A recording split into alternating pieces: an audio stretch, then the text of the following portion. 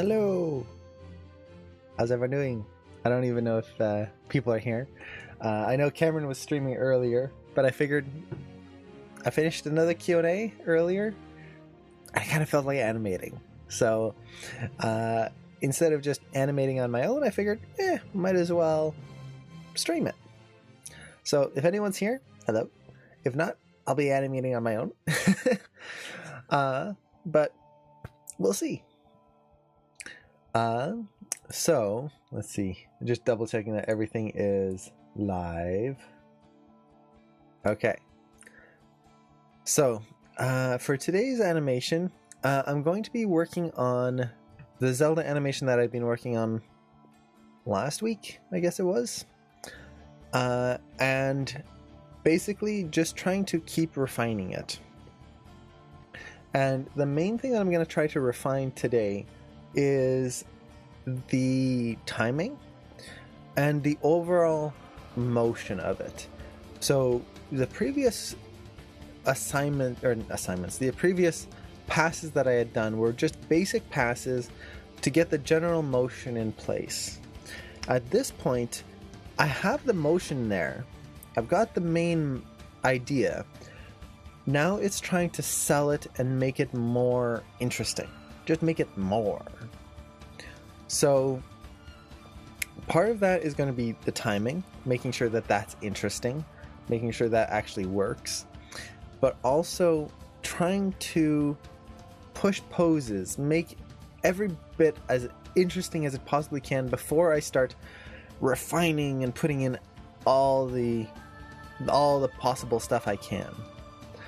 So that's going to be the goal for today. We'll see how far we go, but yeah, we'll see. So I did want to show the passes that we've done so far. So this is the shot here, and let's see if my webcam's going to block this. Okay, it blocks a little bit of her foot, not bad. So what I had before was this shot here. So this is the basic blocking where we've got the core motion in place.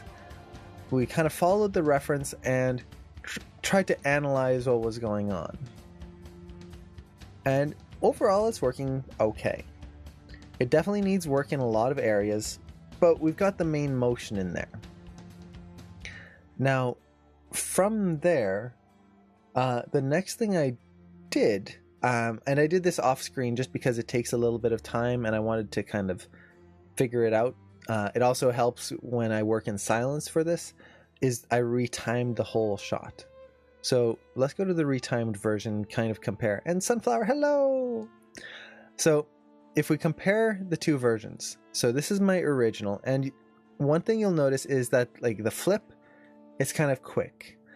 And a lot of the motions kind of, if you kind of beat it out, so it's like 1, 2, 3, 4, like that kind of thing, and you count out the beats to the motion, everything kind of feels even.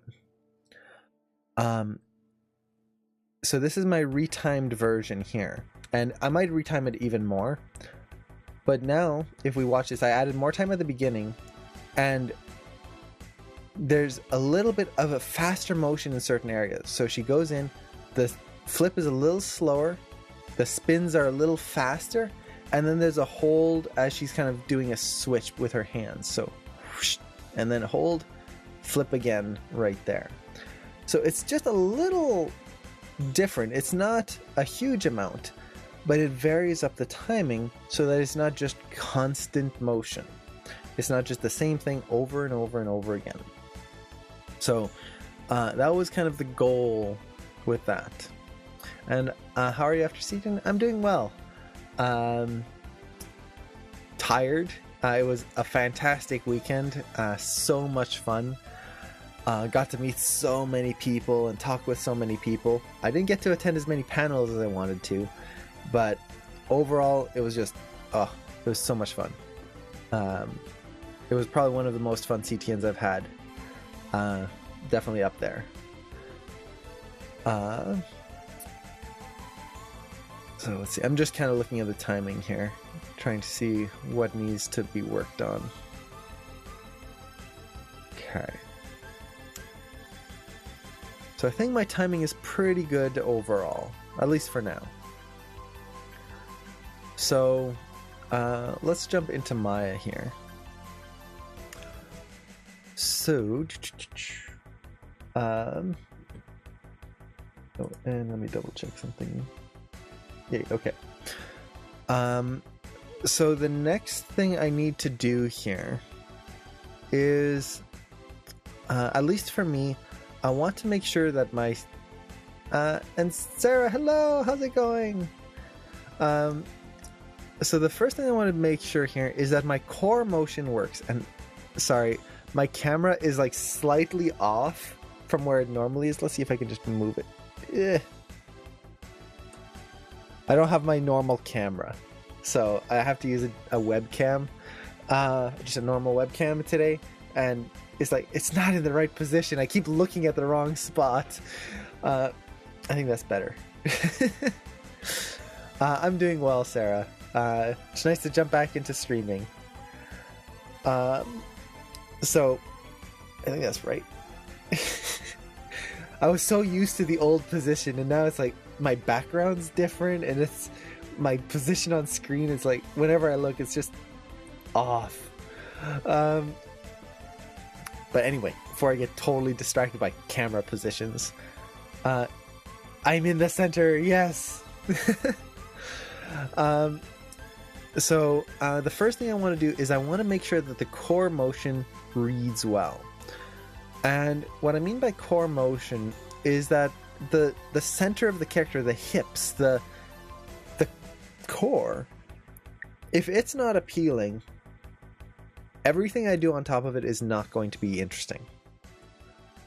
So there's a few different ways I can kind of figure that out. Figure out whether my core motion is working correctly.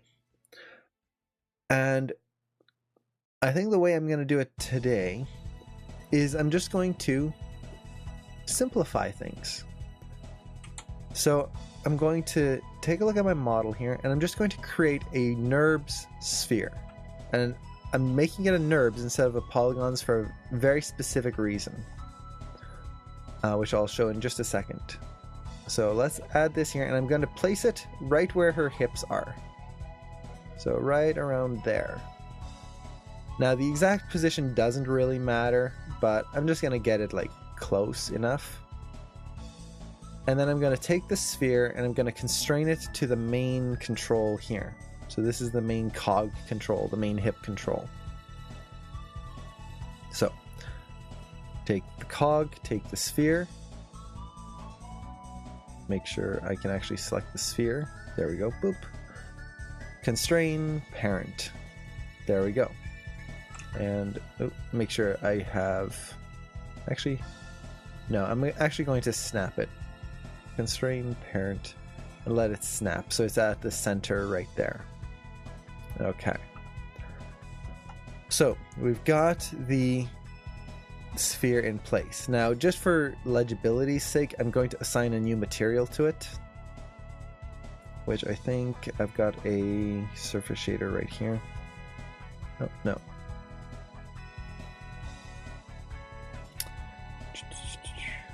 Let's see, do I have one here? Lambert 2? There we go. Just a red material so we can see it. And because it's a NURB surface, what this means is that I can go under the show menu here, and I can just go to show, turn off polygons, and I can show NURBs. And we have a sphere. And what this will allow me to do is take a look at my shot and just see how the hips are moving.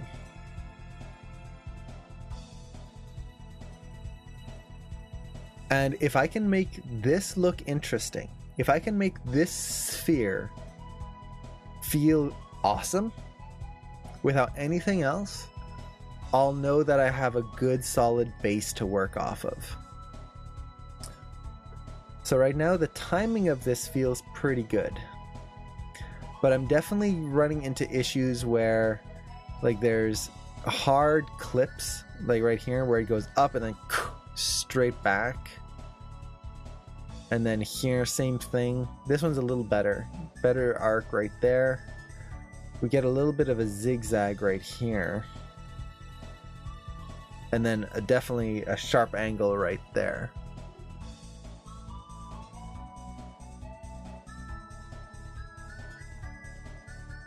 And that jump here feels like it could definitely be exaggerated. It kind of just moves in a straight line right through there.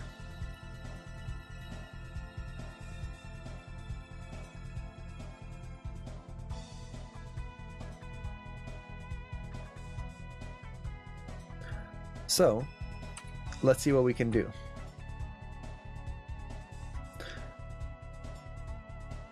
So to do this, what I'm going to do is I'm going to take all of my curves before I do any animation to this, and I'm going to buffer them. So I'm just going to hit this button right up here, and this buffers the curves. I can also go to show and make sure show buffer curves is turned on. This will make it so that if ever I feel like I've ruined something, which to be fair could happen, I can always revert it back. I'm not stuck with my horrible mistake. And this is something I highly recommend everyone does. If you're going to be starting to do some big, if you're going to start doing some big changes, have some way of going back, of reverting your animation so that you don't lose what you've been doing. In my case, it's going to be a buffer curve. You can also use animation layers. So I could make a new animation layer over top, use that to adjust everything, and then kind of tone it or like get rid of it afterwards. So let's see what I can do here. So the first thing I'm noticing is this bounce right here. It's not feeling like it's that interesting, honestly. I kind of want this moment to be a little bit more extreme. Bounce. No, it's a little slow. And hey, Zombie Zero, thank you so much for the subscription. Aw, thank you so much. I really appreciate it. Keep up the great content, man. You can make us all better. Aw, I'm glad. I'm glad it's helpful. That's the whole point of this channel, is to kind of give some sort of help in some way. And I'm glad it's actually working. But thank you so much. I really appreciate that. So let's see. I just noticed I had a little dip in my bandwidth there. Still should be okay. But let's see. How can I make this more appealing? Well, one, I think I can push the timing of things. Now, another thing I can do is if ever you notice your playback is a little slow in the viewport, I've got cached playback in here, but because I'm streaming and stuff, it's a little slow. If ever you notice that things aren't quite playing correctly, go to your time slider, and if you already have this active, I have it set so that all of my viewports update all at the same time. I could set this to only update the active one. So now if I select this viewport here, and let's actually go like so, you'll see it's the only one that's playing. So this will make it so that my my computer just runs a little bit faster, and I can kind of watch things in a little bit closer to real speed. It's not going to be exact. Play blasts are still very important, but the big thing here is that feel. I want to get that feel of the animation.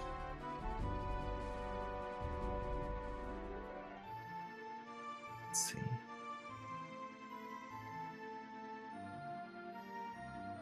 Yeah, it's very messy right there at the end. So now I actually did a version of this, and let me just show this here. I done another sphere. I think it's this one here. So let's show Polygons hide NURBS. Yeah, so I did another sphere that I had kind of tweaked and made this kind of simplified path. Now, the problem with this is that I ended up retiming stuff afterwards, so this is not going to be where it needs to be. But you can see how that motion, I kind of pushed the curve of the jump there a little bit more. And just kind of pushed the overall feeling. I also pushed an anticipation at the beginning. So I'm actually... Let's take this sphere, since we have it. It's going to save some time. I'm going to apply a new Lambert to it. And let's make this one... We've got... it's near the holidays. Let's make it green. Okay. And let's show our NURB sphere. Okay.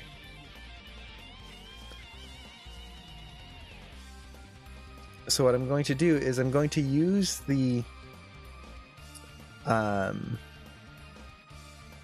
other sphere, the green one, to give myself a idea of where I should move things.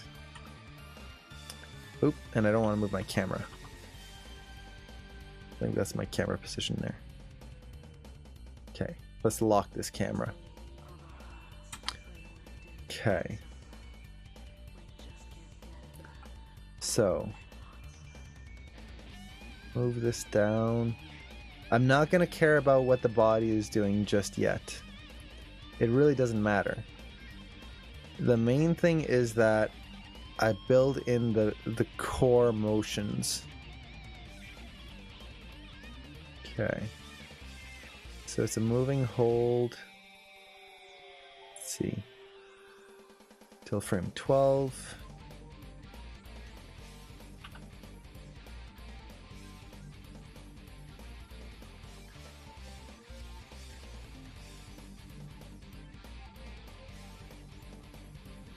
Okay, we've got that.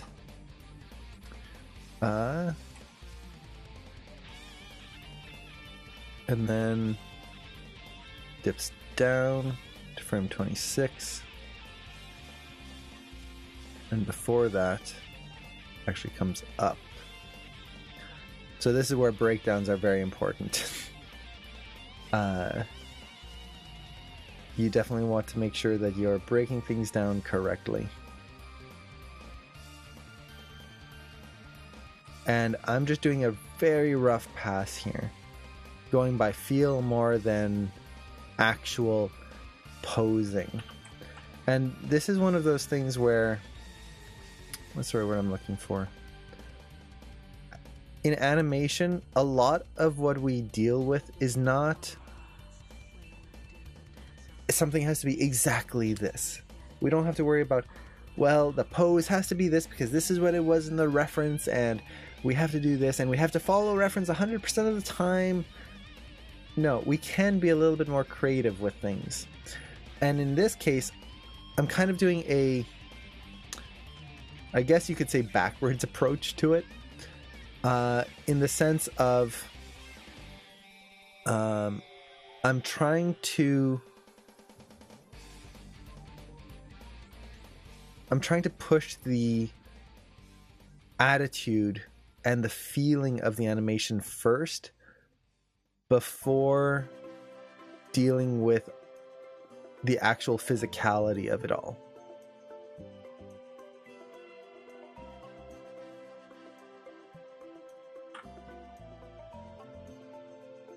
Okay.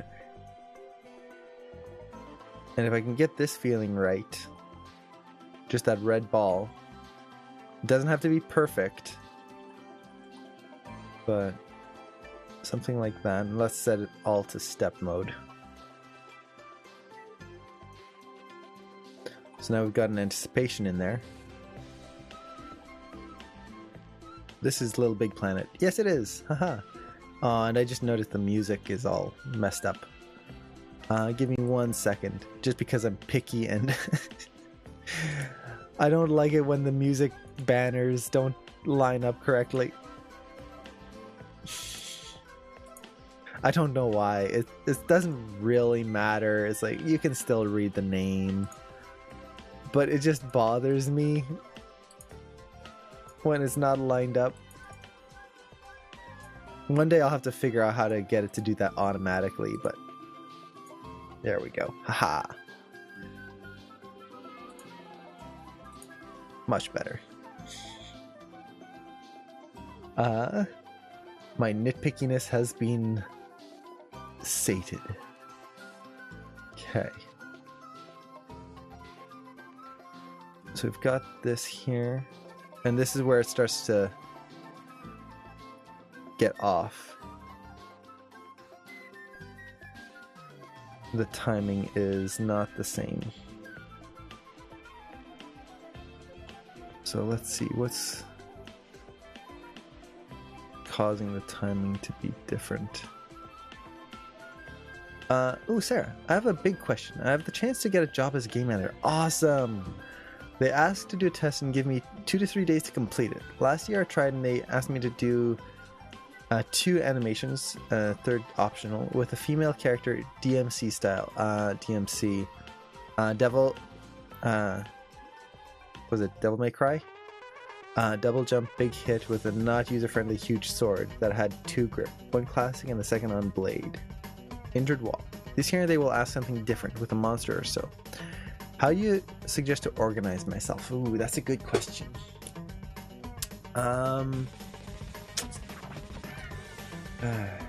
Best way to organize yourself is if you know it's going to be if you, let's see, and Sunflower, I'll answer your question afterwards. The best way to organize yourself, the first thing is study the style. Study Devil May Cry. Find clips of it online, download it, download the clips if you can, and frame through them. If you can't frame through them, any YouTube video you can frame through. If you hit the comma and period key on your keyboard, you can frame through YouTube videos. It's not the most reliable compared to doing it on the computer, but frame through them. See how they animate it. And even before they send you the test, find a game rig of some kind or just use any rig that you have available and do a quick test to see if you can get that feeling. This way you're already starting to at least understand the style of it.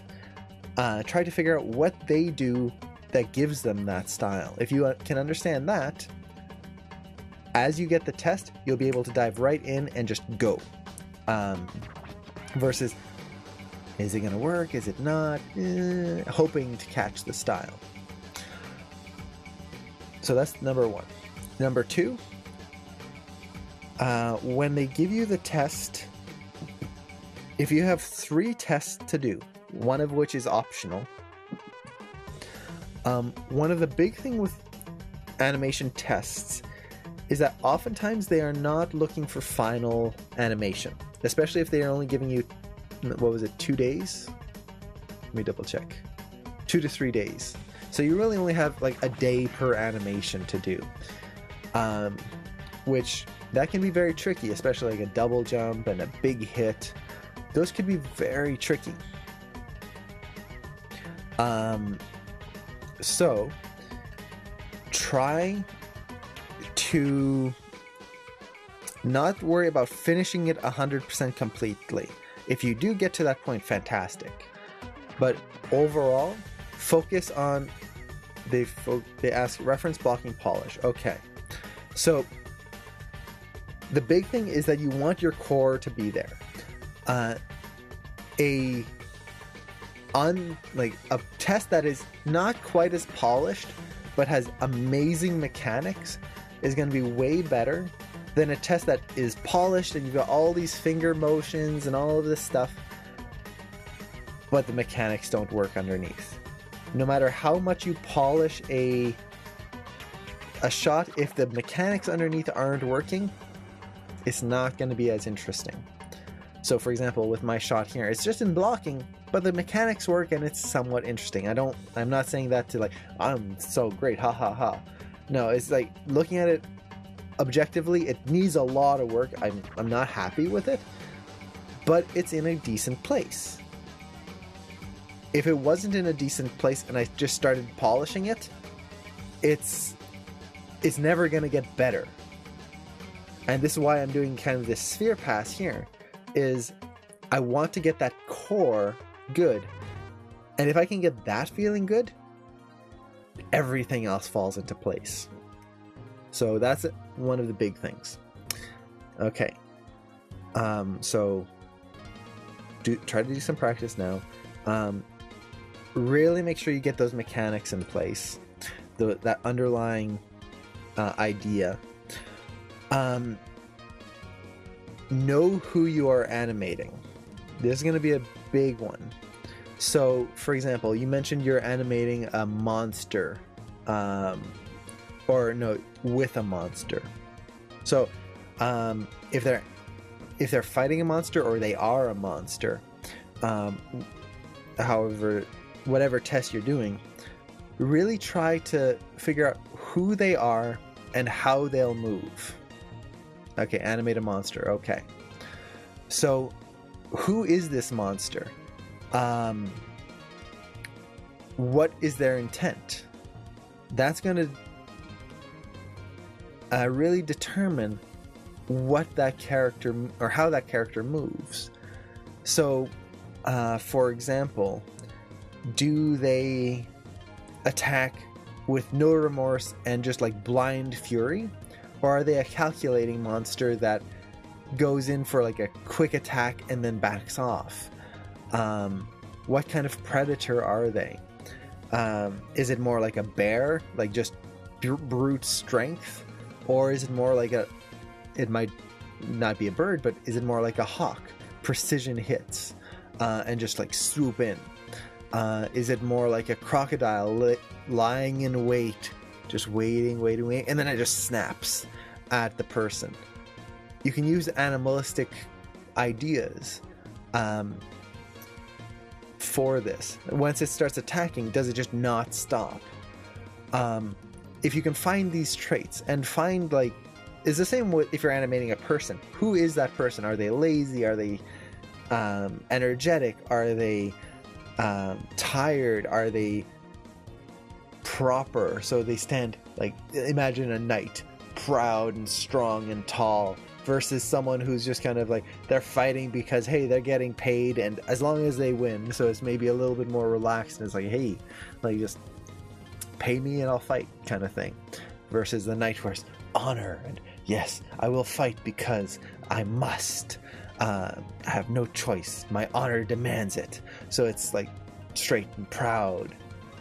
So if you can find these elements of what this monster is and try to sell that in everything they do, the way they jump, the way they attack, the way they do anything, that's going to sell a lot in your character. And by character, I mean monster or human. So that's going to be a huge part of it. And you can start prepping that right now, unless they gave you, hey Roger, hello. Unless they gave you a specific thing, and like maybe if they do give you a specific thing, make sure you follow it. But if they let you come up with it on your own, really make sure to think about it. And take the time even now to think about it. What would you like to animate? The other thing is, for a big attack, and this is kind of attacks in general, but it applies to any motion, try to come up with unique ways for them to attack based on their physicality and what they are. So for example, let's take a sword. Well, if you have one character who swings a sword, that's great. Now you have another character swings a sword, yay. A third character, already we're getting bored. But if you can describe who that character is in their attack and kind of come up with unique ways for them to come up with an attack. So for example, maybe one character, he holds his sword like this, and he's just this big, like, wide swings. I'm trying not to hit my mic here. Big, wide swings. That could work really well. Versus a character who might hold his sword the other way, and he kind of holds it like this, and he just swings like underhand. That could work differently. And now you've got one character who's just like he's trying to crush his enemies more than slice them, versus one character it's more like underhanded, and he's trying to like get under the other characters. And if you can find ways of influencing your character's movements like that, that can be really helpful. And try to avoid the typical if you can. So for example, let's say you're doing, I know you said a big hit, but let's say you're doing a 3-strike combo, which is just try to avoid just 1, 2, 3. Instead, you could do like a swing, and then maybe the other swing like leads into the other, and then maybe the next is like a stab downwards. Something interesting. Have you ever played a Mario game, a 3D Mario game? So Super Mario 64, Super Mario Galaxy, any of those ones? If you have, think of Mario's triple jump, the way he jumps. When he jumps, it's not just jump, jump, jump. It's not 1, 2, 3, same jump. It's 1, and then he jumps and he does a little spin. So it's yahoo! So it's 1, 2, and then he does a flip at the end, and he does the full flip. So it's interesting. He's doing a combo, but it's interesting to look at. So something like that is going to be much more interesting than just repetitive. Now you're doing a big swing. So if it's a big swing, how can they build up that attack? Now in a video game, you don't have much time to anticipate. And actually, let me ask you this. Is this monster supposed to be player controlled, or is it a monster that the character is attacking? So, or the player is attacking? Do you know? Because it's going to influence one big factor in video games.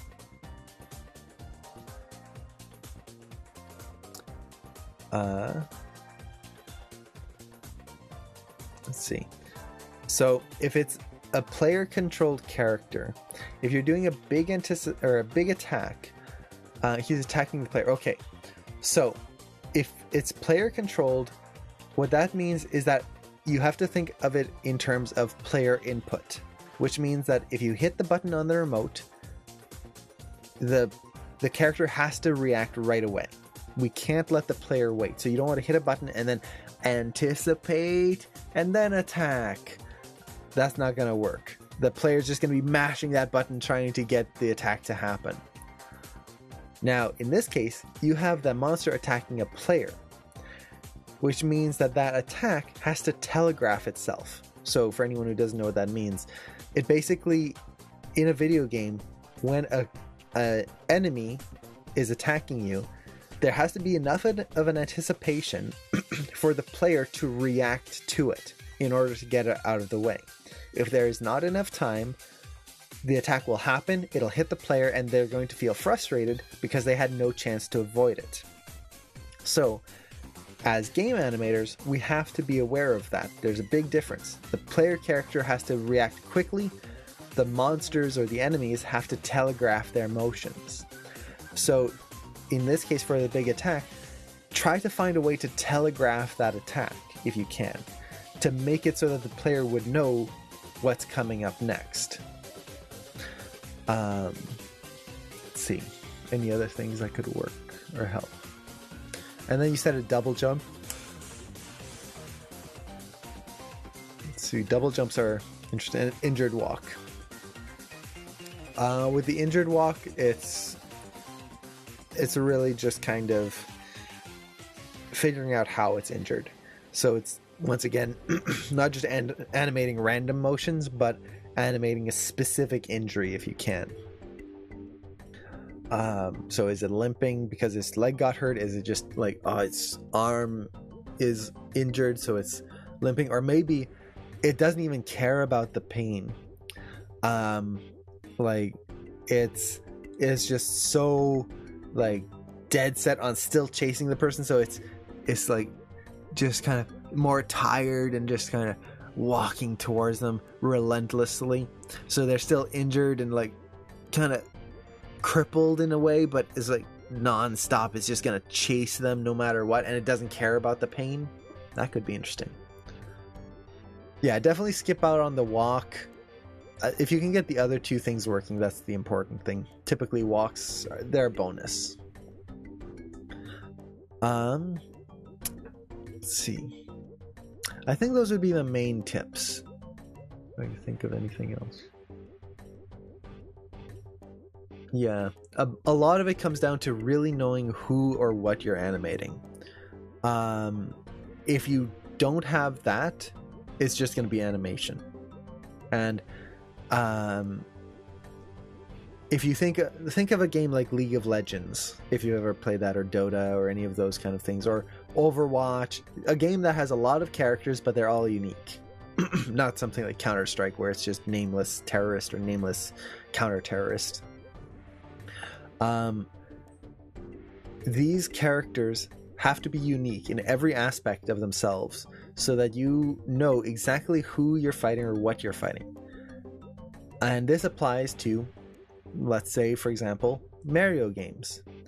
If you are fighting a Koopa versus a Goomba versus a Bob-omb, every one of them moves differently. Goombas, when they see you, they have that little jump and their feet kind of flutter before they kind of like waddle towards you on their 2 feet and come towards you. Koopas are slow, they're turtles. So it's just kind of, they see you and they keep walking towards you at the same pace that they were going before. And they just kind of follow you.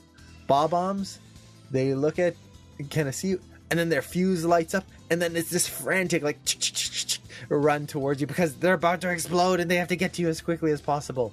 But it's different from the Goomba waddle. Because Goombas can't really walk. And then you have a Chain Chomp, which is just a rabid dog, basically. So every one of those characters is unique in how they move and how they would attack based on their physiology and all of that. So if you can incorporate those, that's really what's going to be the biggest thing. And again, make sure the mechanics work before going into polishing. As much as it can be tempting to just go, you know what, I'm just going to polish it. Take that extra time in polish or in before polish to make sure things are working. And even if you can't get to the little details, it's still going to usually turn out better. If you go into polish too soon, you're polishing something that's not solid. And then, yeah. So I hope that helps. And if you do have any other questions on that, definitely let me know. Now, Sunflower, I saw your question here. Which graphic tablet do you think is good? I'm thinking of buying a Wacom Intuos or a Huion with screen. Okay. Well, let me ask you this first. What is the intent for it? Is it for drawing or is it for animation? Or it could be for both. But like, what's the main, like, what are you going to use it like most of the time for? The reason I ask is that if it's mostly for animation, okay, both. That's good. If it's mostly for animation, a tablet I would say kind of go for a very specific reason. And actually, let me think here just for a second. So if the choice is between an Intuos and a screen tablet, and this would apply to a Cintiq as well, there is an advantage to a screen or a tablet versus a screen that doesn't usually get talked about. And this is that a screen is only useful on that screen. So what I mean by this is, for example, let's say I've got my graph editor here and I pull it out, and let's say you have multiple monitors. I'm not sure if you do or not, but let's say you do. And I put it on my other monitor. How do I work with it if I have a Cintiq or a Huion screen tablet? I can't put my pen on my other monitor. I only have the available space on that screen. Now with a tablet, I have 4 monitors right now. I can work on every single one of those monitors with my tablet. So for example, I can have Maya in here, and I've got Clip Studio Paint right here. I could have this on my other monitor, and with a click of a button, I can switch between screens. So I can still have Maya open, draw on my other monitor, jump back over here, work on that, just by clicking one button. Because it's not tied to a screen, it's tied to the whole computer. So keep that in mind. That is a big factor that a lot of people tend to forget about when they're choosing. Now, it might not actually influence you in the end. Maybe it doesn't really matter. Maybe you're just used to working on one screen anyway, or you're not going to be actually like putting your or adjusting it, or you can easily get to the mouse. So it's not a big deal. Just keep in mind. Now, Huion versus Wacom, I have to say I've never used a Huion before. I don't know what they feel like. I don't know how they work. I have no experience with them, so I can't give a reliable review on that. One thing I do know though is screen tablet versus regular tablet. Another thing to keep in mind is that a lot of animators don't like animating with a screen tablet. Some people love it, others hate it, at least with CG animation. The big reason being your hand gets in the way. So for example, I'm used to animating with my hand down below, like as if I was using a mouse, and looking at my whole screen. But if you imagine like you're drawing and you're animating, your hand is there in the way. So as you're moving things, you kind of have to look around your hand to get a view of the screen. Is that a bad thing? No. But I do know some people who they're not a fan of that. So something to watch out for. What else? Sorry, I know it's kind of piecemeal, but what other factors can come in here? Now, if you're interested in, you're doing both drawing and animation, I would say a lot of it comes down to budget, and a lot of it comes down to just doing research and looking up reviews. Really look up reviews on both tablets, because you want to make sure that you have something that'll last you a long time. It is an investment. And for example, for me, my tablet is an old Intuos 3. So this is my tablet right here, and let's go full screen. Boop. So this is my tablet, and you can see it's all worn. If I kind of get the light hitting just right, let's see, can we see this here? There you go. So you can see the screen on top there. Look at how scuffed it is right in the center, right there. This tablet has seen many years. It's about 15 years old right now, and it still works perfectly. So this tablet was pretty expensive when I got it. Like, this is the wider version. It's from the Intuos 3 line. It was usually they were square screens back in the day. So this was a bit more pricey, but it was worth it. It was a good investment. It's been 15 years. I think this tablet, when I got it, this is in Canadian dollars, so I'm not sure how it's going to translate, but it was about, what was it, like $500 to $700, so it was pretty pricey at the time.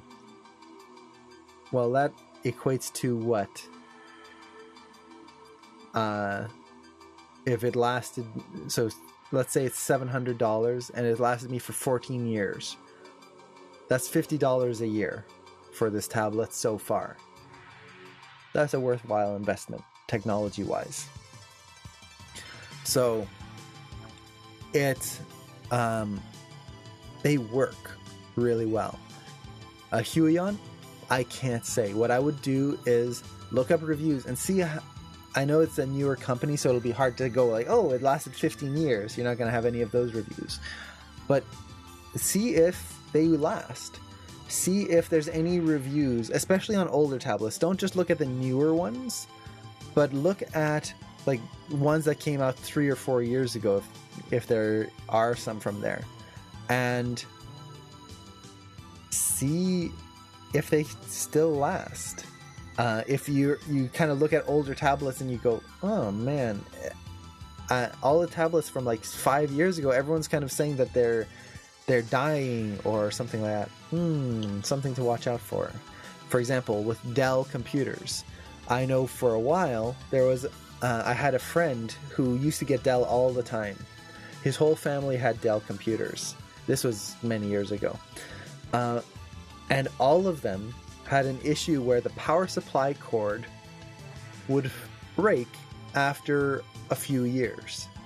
And all of their computers had to be replaced because all of them had that fault. That's not good. So check to see what the build quality is like. It is an investment. And if you get a tablet that's going to last you a year or two, and you're paying the same price for one that's going to last you 10 years, it's kind of like one's going to be more reliable. Yeah, Intuos 3, like that's the other thing. You can always get a used tablet too if you want a really good tablet. Intuos tablets are fantastic. Like I said, mine's 15 years old now and it's still great. So in terms of one over the other, I can't answer like definitively go with this one because there's so many factors. For me personally, I would not go without my tablet. Even if I got myself a Cintiq, let's say the most expensive Cintiq, like I spent $5,000 on this Cintiq, which that's a crazy amount of money. But let's say I got the huge Cintiq, the biggest one possible. I can't upgrade any more than that. I would still be working with my Intuos 3. Simply because I have 4 monitors, and then I would have a Cintiq. I don't know if I'd add that, so I'd have 5 total, or if I would just replace one. But I would still have multiple monitors. Which means that if I have to work on a program that isn't drawing specifically, but I'm animating, I animate using multiple monitors. If I'm using a Cintiq, I can't do that anymore. So I would still have to have my tablet on my desk, the Cintiq on the side, and I would switch between both. So it's a very personal thing. Some people don't need that. They have their Cintiq, and that's all they need. And then if they do need to do something on the other monitor, they'll use their mouse. That's fine. So trying to think if there's any other specific answer I can give. I don't think so. A lot of it comes down to do your research, really look into it, look into reviews. And this goes for Wacom as well. Wacom has great products overall, like they last forever. Some of them don't. For example, there was the Cintiq Companion, I believe it was called, which was a portable Cintiq computer tablet. I heard a lot of people have issues with those. They just didn't work, they would break down, the screens had issues. Other Cintiqs, like their main Cintiq Pro line, you get that and they last forever. Intuos as well. Intuos 3, fantastic, so good. Intuos 4, not so good. Now they've got Intuos Pro. I personally haven't looked into it too much, but I've heard from other people that those are pretty good. So do your research, and it's the hard part because sometimes we don't know what we're supposed to be researching. But just look on forums and stuff to see what are the common issues people complain about. And that can kind of help make a big difference. So for example, this goes off topic, but I was doing some research on some audio equipment that I wanted to get for recording things outdoors. So like being able to record interviews and stuff. And there was one product that I was looking into and it was very good. very nice. And I almost bought it before I realized that one of the settings on there wasn't going to work for me. And simply it was that it would only record at 24 bits instead of 32 bits. Which isn't a big deal, but it makes it less future-proof. So for example, all microphones right now are kind of going towards 32-bit recording. So if I get the other one, suddenly if I have to get a new microphone later on, I'm gonna run into an issue. So something to keep in mind. So for example, with the Huion, I believe they only go up to HD quality, 1920 by 1080. Most computers and things are starting to go to 4K. Now they might not go to 4K for the next 2, 3, 4 years maybe, but eventually they will. Is that screen going to still hold up when everything else is moved to 4K? It might. I'm not saying that it won't, but it's something to think about. Or do you invest in a tablet and wait until the 4K comes in and get it then? And this is a hard choice because there's always that wait period. Do you wait or do you invest? And you'll never know when. There's no solid answer. So for example, I have to get a new camera and a new model is coming out maybe end of this year, maybe start of next year. But I need the new camera pretty soon. Do I invest in it now or do I wait until the new one comes out and the old one drops in price? There's no answer other than just gamble. So I hope that answers your question. I know it was way off topic, but hopefully that helps. And A to the J, hello! For y'all's stream. Aw, thank you. And then John, hello as well. I saw you jump in. And now let's see. We did have that other question. I have a second question about the test. Sooner I do the test, more chance they have not found somebody. But I have to finish AM and do some practice on the style. What would you do? Should you do it sooner or would you take time to finish AM and practice better style? So just to double check on the question, are you asking you're currently working on assignments in AM and should you postpone the assignments to work on the tests, or you're taking AM and should you wait until you graduate before doing tests?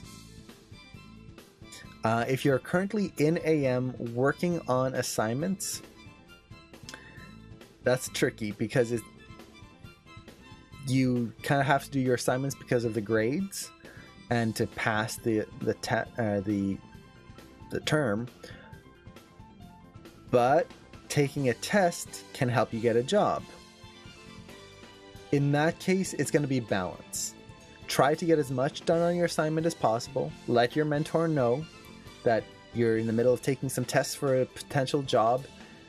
They'll understand. It doesn't mean that they're going to be able to just give you a top grade just by default, but they will be a little bit more lenient and they'll understand why some work may not have been done. And if you can, let's say, for example, the assignment asks for you to spline your shot, go from blocking to splines, step to splines. Maybe you just do half the shot. So you tell your mentor, I'm sorry I couldn't finish the whole shot. I had a test for a potential job that I had to take, and I wasn't able to get to the whole shot. But by filling in just half the shot and getting that to the level that it was supposed to be, it shows your mentor that, yeah, even though I didn't get all of it done, this is the level of my skill right now, and this is what all of it should look like if I did have time. Versus trying to get the whole shot done and only getting it like a little bit like okay, and the whole thing kind of just looked ugh, because you didn't have time to finish even half of what you were supposed to do. So that's a possibility. Now, if you're talking about finishing AM completely, then do the test, right? Don't worry about trying to finish AM and graduate before getting a job. If you can get a job beforehand, do it. You can always come back to AM if ever you're on a break later on or whatever. I was trying to delay the last polish to assignment and do the test soon. Okay. Yeah, so if it's the assignment itself, yeah, like I said, do what you can. It's a balance. It's going to be tough. You definitely still want to do the assignment because if you don't, the mentor has to grade you for that. But if you can just do a little bit, that could be helpful. Yeah, and if you have to do a test as well for the style of the game, once again, like, it's just a matter of balance. And it might be a matter of trying to take time off of work if it's possible. Like, I know that's very difficult, but if you have to take time off of work, or maybe try to, like, if you've got responsibilities at home, ask if someone else can take them over for you. For example, if you do the cooking, maybe someone else does the cooking for you, so you can take that time that you would have spent cooking to work on this test. So it really depends on your situation, but trying to find that balance to do both. I can't take time off work. I have to deliver a game. Yeah, exactly. Like, time off work, sometimes you've got bills to pay. You don't have time off, and it's like, sure, take a day off and then not eat for the next month. Yay! Or, like, sometimes, like, for me, it was, if I take a time off, it means I don't get sick days when I need them, which sometimes you really need those sick days. So it's not an option to just, oh, I'll take a sick day today, ha ha ha, and then you get super sick later on. It's like, oh my god, I have to go to work or not get paid. So yeah, it's tough. Whenever you have something like that, trying to find the time and get things working is always, there's no solid answer, unfortunately. Trying to think what the best course would be. Well, here, what I would suggest is, if you're going to do your own tests for the game style, make them short tests. Instead of doing a 60 frame test or a 100 frame test before you actually do the actual test they give you, do a 20 frame test, do a 30 frame test, something really short. For a video game, you're animating at 30 frames per second usually, so at most maybe just make it a 60 frame test. That way you're not, or maybe, yeah, 60 frames, so 2 seconds. So you're just trying to get the style and quick motions versus trying to do a big long thing and taking a lot of time. And this way you can also get through lots of multiple tests instead of one long test that if it goes wrong at the beginning, then you kind of lost it anyway. You do a lot of little tests. So if one fails, well, who cares? Move on to the next one. If that you're starting to get it, okay, move on to the next one. And you just build up that repetition and try lots of different things, like quick jumps. Just do a quick test of a double jump. And you don't have to finish them either. For example, the double jump, just make sure the mechanics are working and then move on. Versus trying to polish it up and spending a lot of time on that, on a test that's not going to be that important anyway compared to the actual physical test. So I hope that helps. And let's actually jump back to the desktop here. So if you have any other questions on that, definitely let me know. So let's see here. I was trying to get this ball working. We had a tangent there, but I had fun with it. Okay. So what I'm doing here right now is I want to try and retime things to work a little bit better. Well, actually, let's just avoid the green sphere for now. I built in the anticipation, so that's good. So let's just hide that. And let's look at this. So it anticipates, and already that feels much better, adding in that anticipation. So at this point, what I need to do is try to push some of the core fundamentals here. So for example, and let's make sure I turn off polygons. Boop. Let's take my translate Y and see if we can make it more interesting.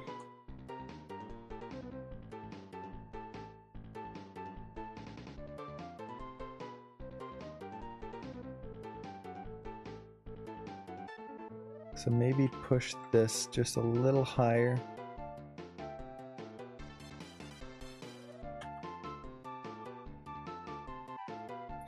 Maybe actually. So basically what I'm looking at, just to describe my thought process here, is I'm looking at the arc of this, and you can see with the motion trail, it's just this straight line. I don't like that. I don't like how it's just kind of moving super straight like that. So, how do I solve this? Well, there's a few different things I can do. I can either adjust my translate X so that the body doesn't go quite as far here. So we get this motion, which could work.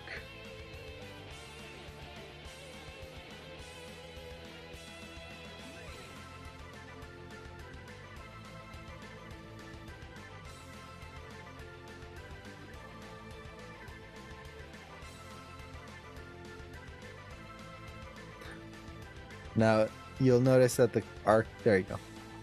That's better. So already that's a little bit more interesting. It's an arc and not a linear line.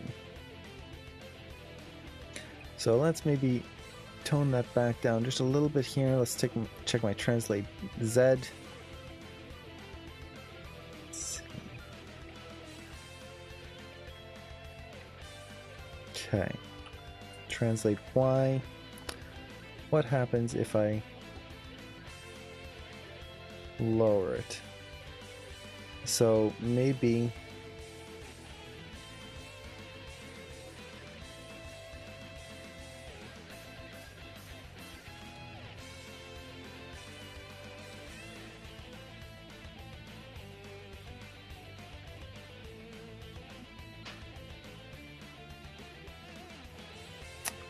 let's see.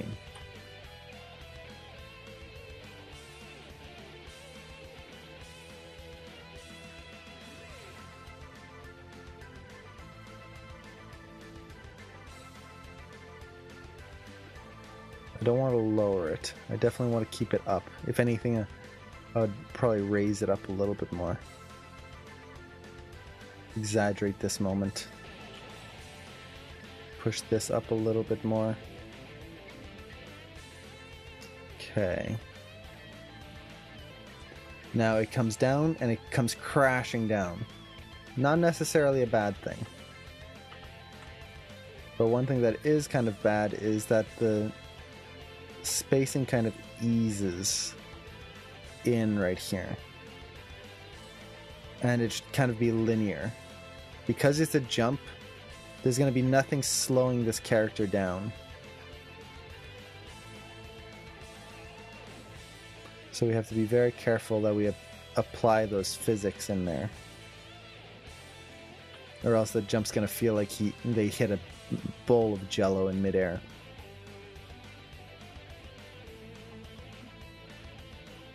Now we've got a little flattening here. This is good.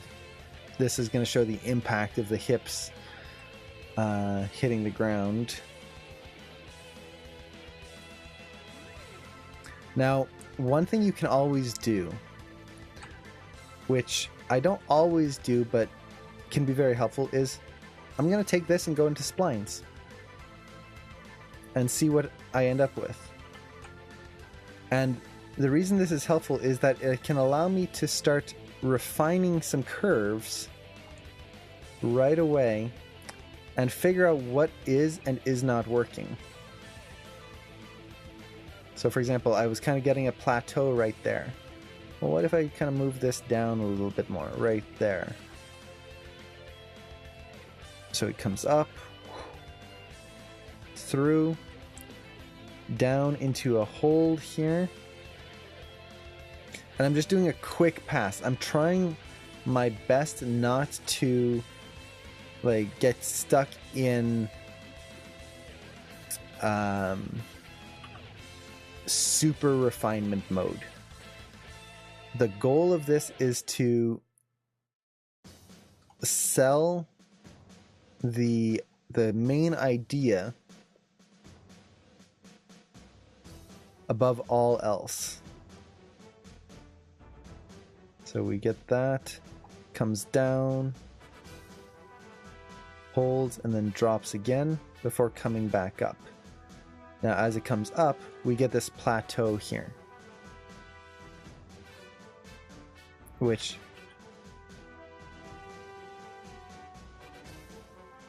what if we push this to be a little bit more of an arc right here? So it comes up and right in there. Now I can also maybe add in a breakdown here and just push it down a little bit more.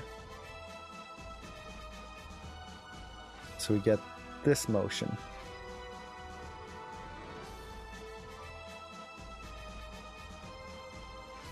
Now I'm not sure what's going on here, which curve is acting out, or if it's just probably just an interpolation issue. But comes down. Okay. Let's see if we can push this moment here at the beginning too. So what I really want is this character to anticipate down and really bounce with energy out of this pose. So maybe instead of just flattening out here, we push it just a little bit more. So there's kind of an arc going through here. It's like a mini bounce before they come down. And let's just kind of push that impact there a little bit more. Now here we get a little floatiness, because it kind of goes fast and then just hits a wall. So let's see if I can push that just a little bit more.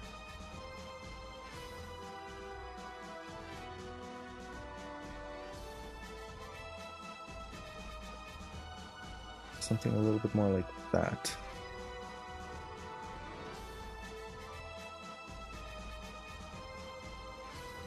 Now you'll notice the line isn't adjusting. If I just refresh it, there we go. Oops. Boop. Okay.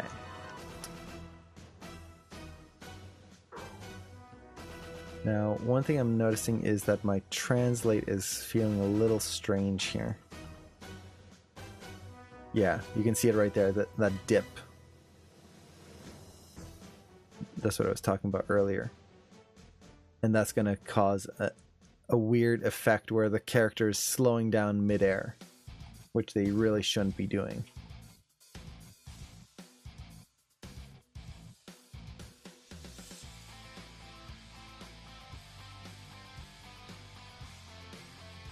So we get that. Much nicer arc there. Whoosh. And then down. I want it to feel like a roller coaster, basically. As the character comes down, it should feel like there's just this nice increase in speed before coming crashing down.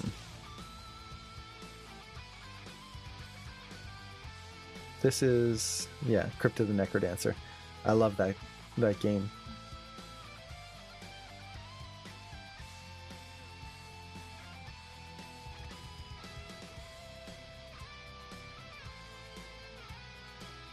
Let's not go quite so high here. Okay. So, it comes down. We can start cleaning up some curves here. I'm not cleaning up curves for the sake of polish. This is something I do want to make very abundantly clear. The reason I'm cleaning up curves here is I want to get the feel right for this moment. And if I can get that in right now, the rest is going to fall into place. So I'm just doing some quick adjustments.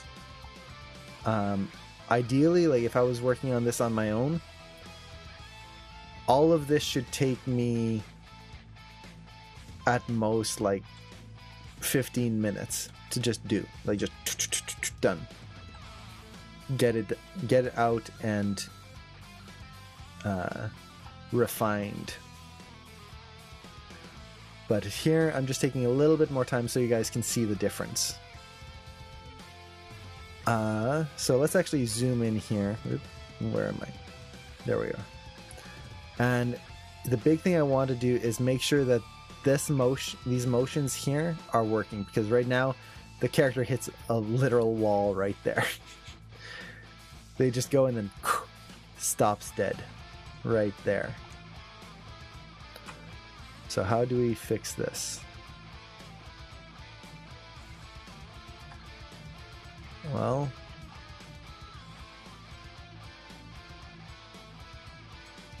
so they come over and feels like the weight needs to keep going this way for now.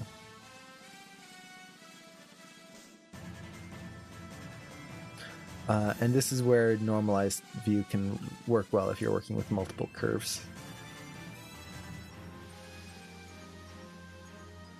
Okay, let's refresh our curve.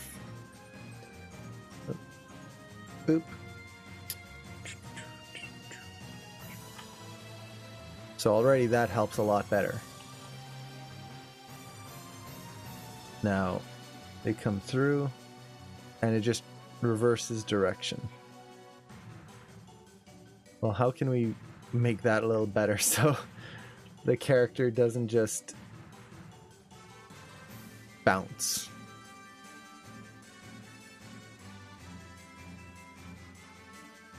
Let's see.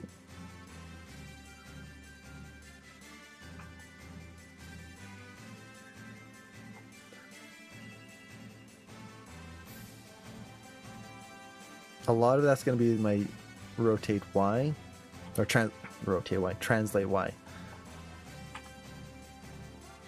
It comes down, and then what happens if it just keeps going down?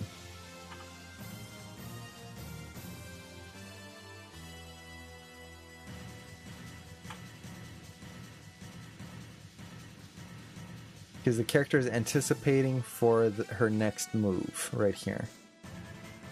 So what if I just simplify this? And let's push that, make that a little bit more extreme.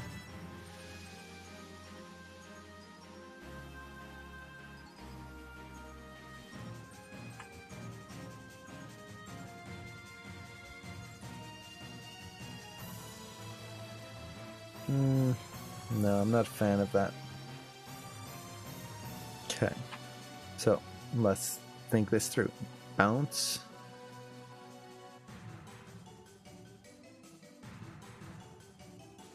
Let's look at my translate. What if instead of shifting their weight over right away, we get this? Yeah, that could work. So instead of bouncing and changing directions so quickly, we start to build in a weight shift kind of coming through and then around. That could work. And then we've got a little wiggle here. Definitely don't want that.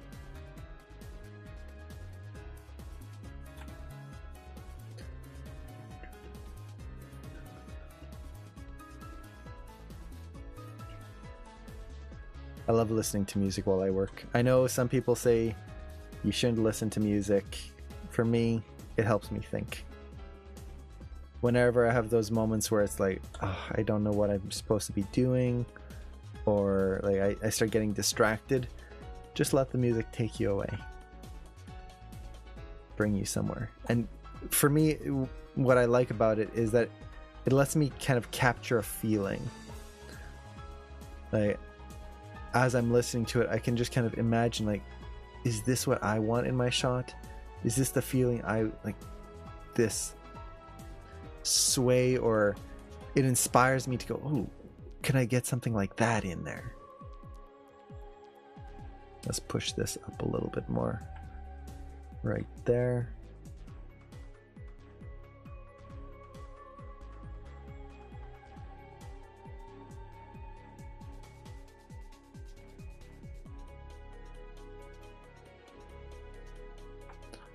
Okay. So definitely some messiness right in there. Now, one thing I'm trying not to do is, you'll notice that I'm not trying to clean up my curves completely. So for example, I'm not doing this and just, oh, super smooth. I blocked this out for a reason, the way that it is. So as much as possible, I'm going to try and keep these holds or these plateaus in place, because they were there for a reason.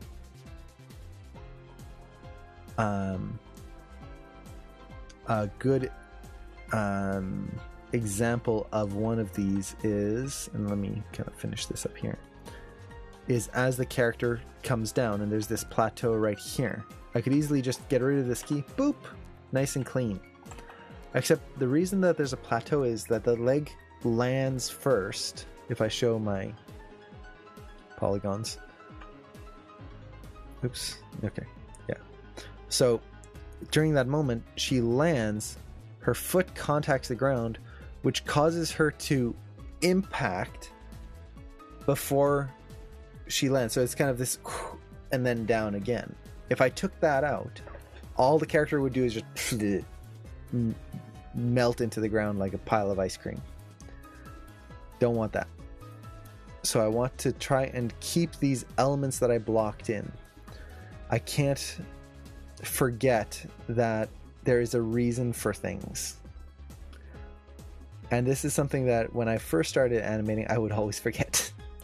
Is I would start animating, it's like, oh, let's just clean things up. It's got to be super clean. Yay! And I would lose so much of the life of my shot because I just basically killed it. So we've got that, and you can see whoosh, now that's feeling a little better. Now it's a little fast right there for a change of direction. Let me double check my speed. Oh yeah. So I'm kind of losing a little bit of my bouncing ball principle right here. So let's see if I can incorporate a little bit more.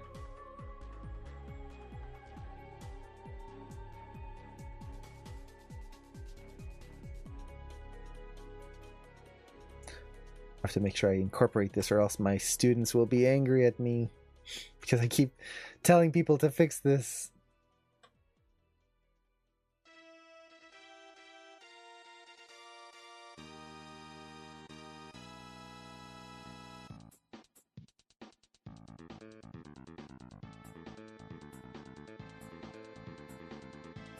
Okay, up. I'll try to make that a little bit more interesting later. Now here, same thing. That's just taking off way too fast right there. Now it doesn't mean that it can't take off quickly, but maybe that I should think about how I want it to happen. So really ease out there. A little bit more.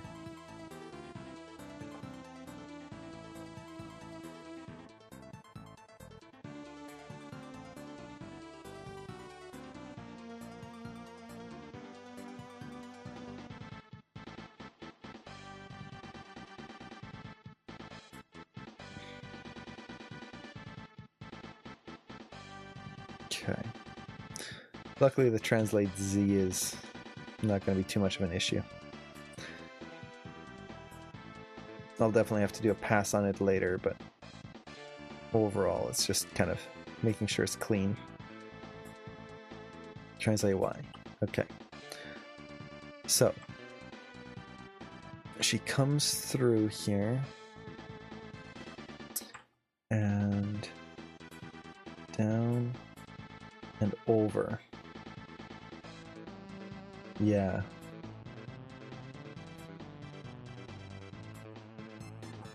This needs to be way lower, and then this needs to go down. Overshoot that. Something like that. So as she comes over, there's this downwards arc right through there. So now he goes whoosh, right through versus hitting and then cutting. Fast. And now, again, roller coaster principle. Once you get to the hang time, you don't want to just come right out of it. You want to hold for a little bit. Give that nice feeling of hang time. Just whoosh before coming down.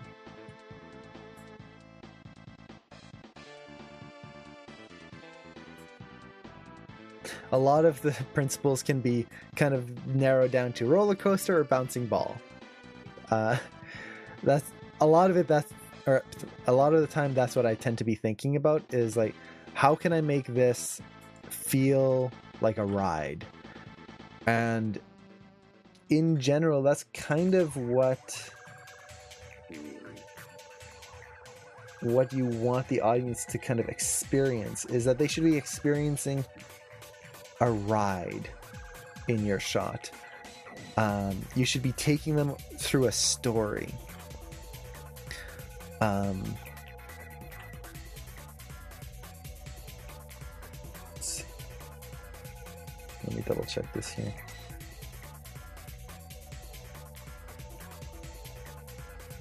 I'm not a fan of how fast this is transitioning here.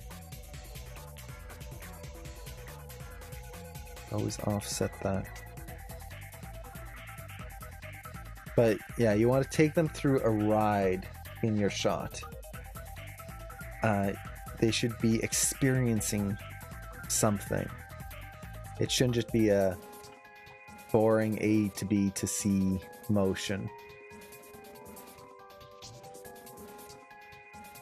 Let them be scared. Let them build in that tension, that drama. Those moments of suspense where you don't know whether the ride is going to drop or raise.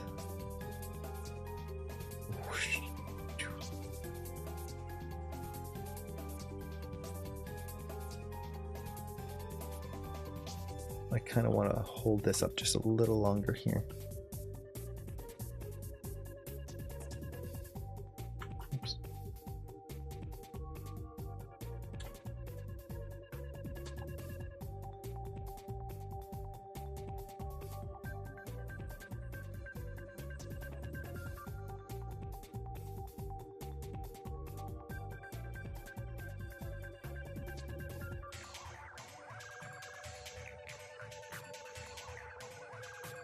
Let's see. How's this feel? A little better.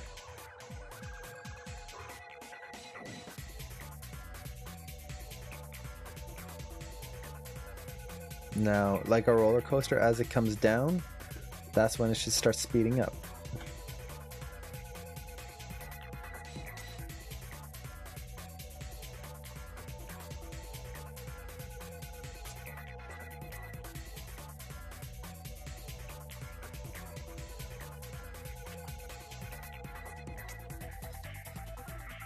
So for example here, let's push this so that it goes a little faster and then holds right at the end there.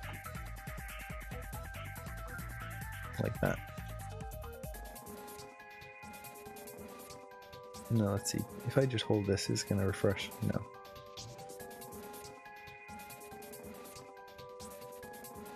Okay. So now she comes over.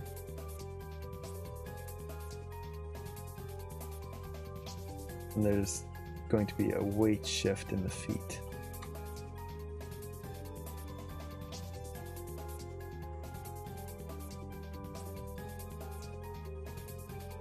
Okay. There's a quick anticipation.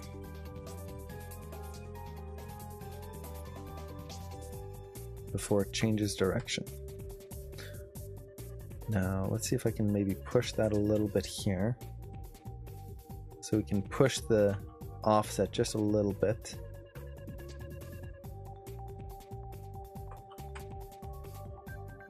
Let's clean up this arc.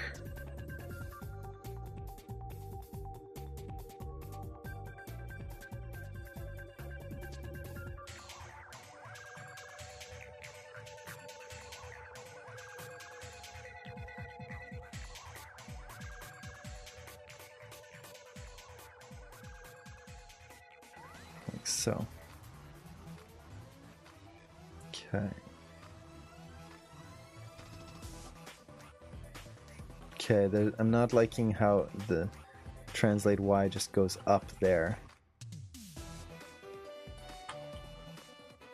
So if we really zoom in here, you can see how it just kind of comes in, and actually, let me double check that its curve is updated. Okay. So it just goes up. Oh, there we go. I'm still not great. So right there, how it kind of comes up and then just flattens out. I think let's not overshoot that as much. That's better.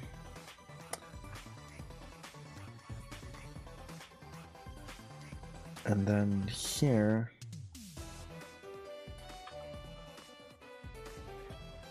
it's just linear.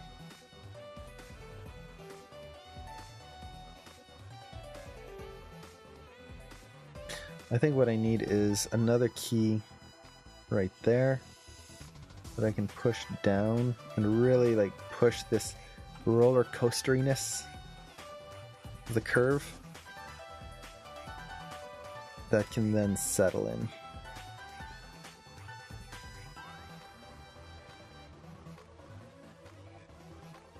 More like that.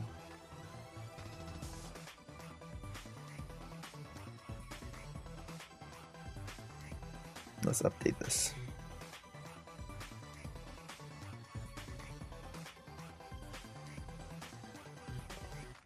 And then here,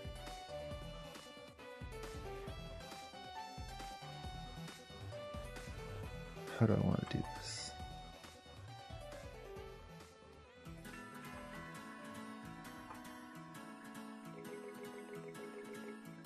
Let's just push that a little bit more.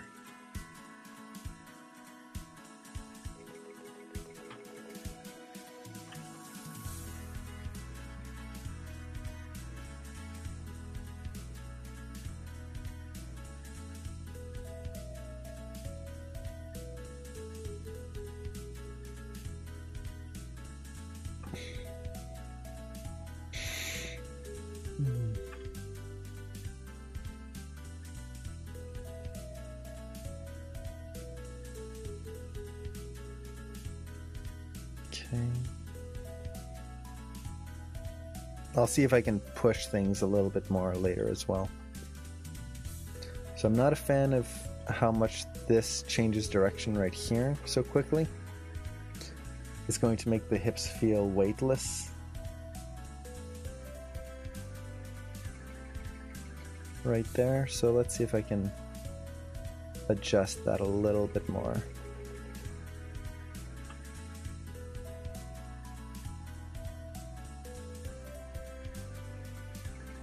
That's better.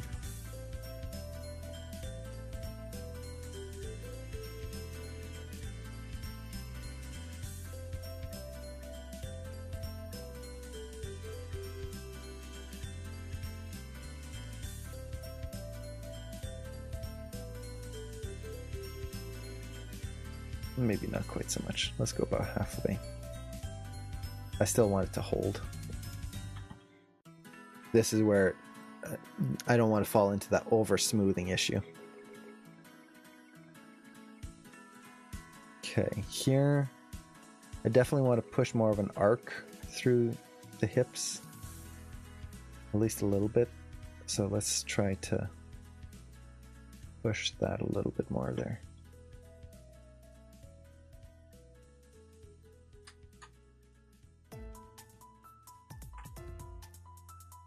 Definitely a few areas where I feel like it could be fixed, especially right there. But let's kind of focus on the rest first. It comes through.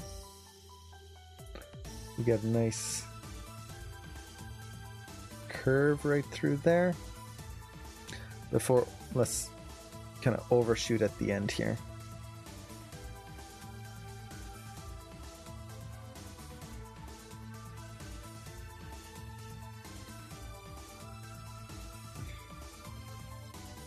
Okay, translate.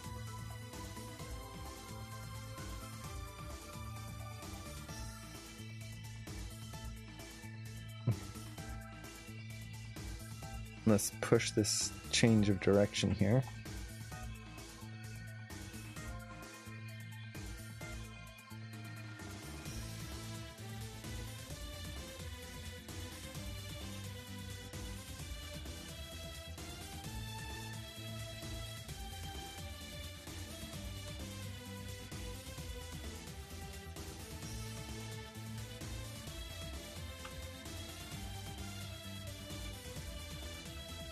That's better.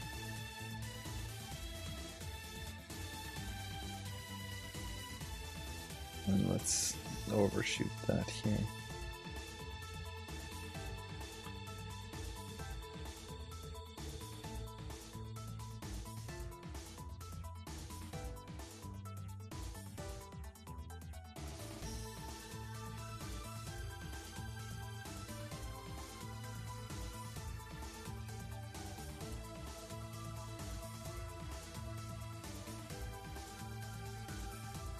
Okay.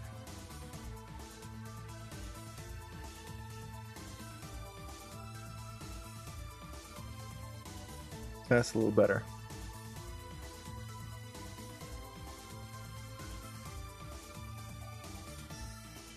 Okay. So we've done a pass on that. Now I ended up taking a little bit more time than I really should, but the big reason for that is I want to compare and show you the difference. And hopefully it'll be easy to spot the difference here. So we've got this curve, and then we've got the old one right here, which let's go into splines with that one. So you can see it's not a huge difference. This is the old one, I believe. So you can see how the peak is just bland. The peak is the big moment for me. Like right there, it's just meh. But if I switch it now,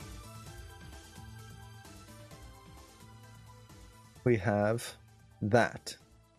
Much more visually interesting. I have a question. If you're animating a shot where you need to switch from FK to IK, how would you do that? I'm having trouble figuring it out. I can show you in just a second here. I'll just hit play and then I can demo this for you. I just don't want to forget which curve is which.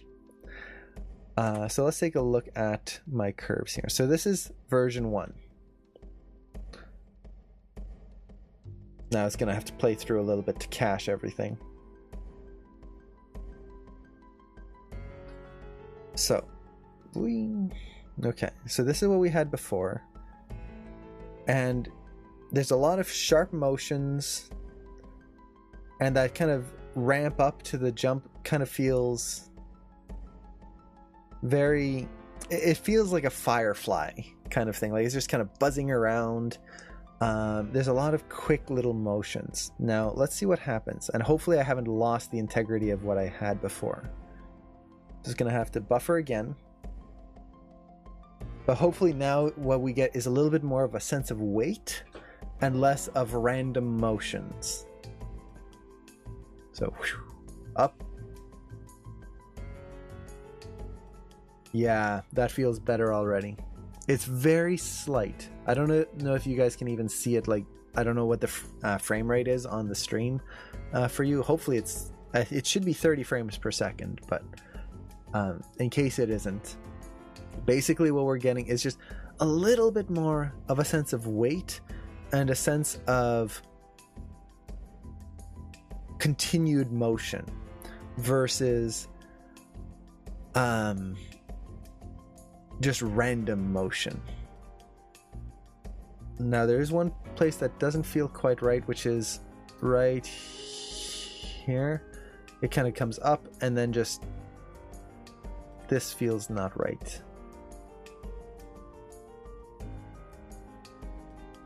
I think the translate X is happening too late. So let me quickly fix that and then I'll go over your question. Okay, translate X, which is, yeah, this needs to kind of come back down here.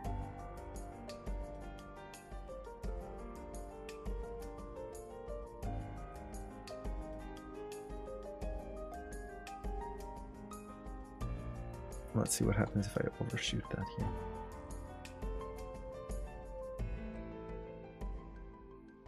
Stops too soon.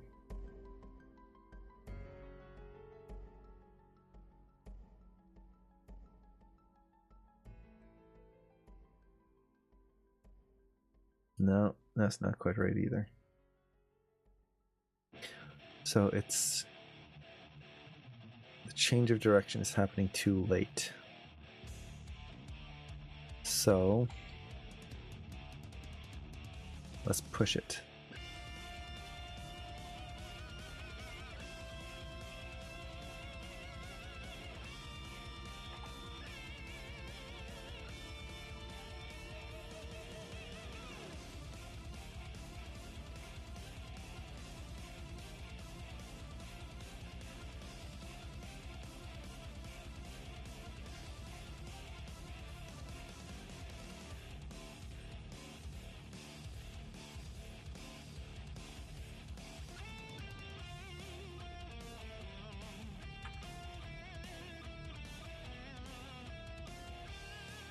There we go.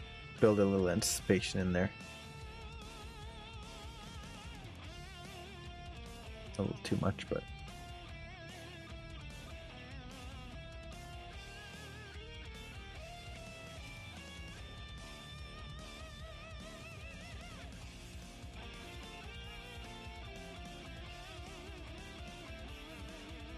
let's see if we can push the translate Y just a little bit more too.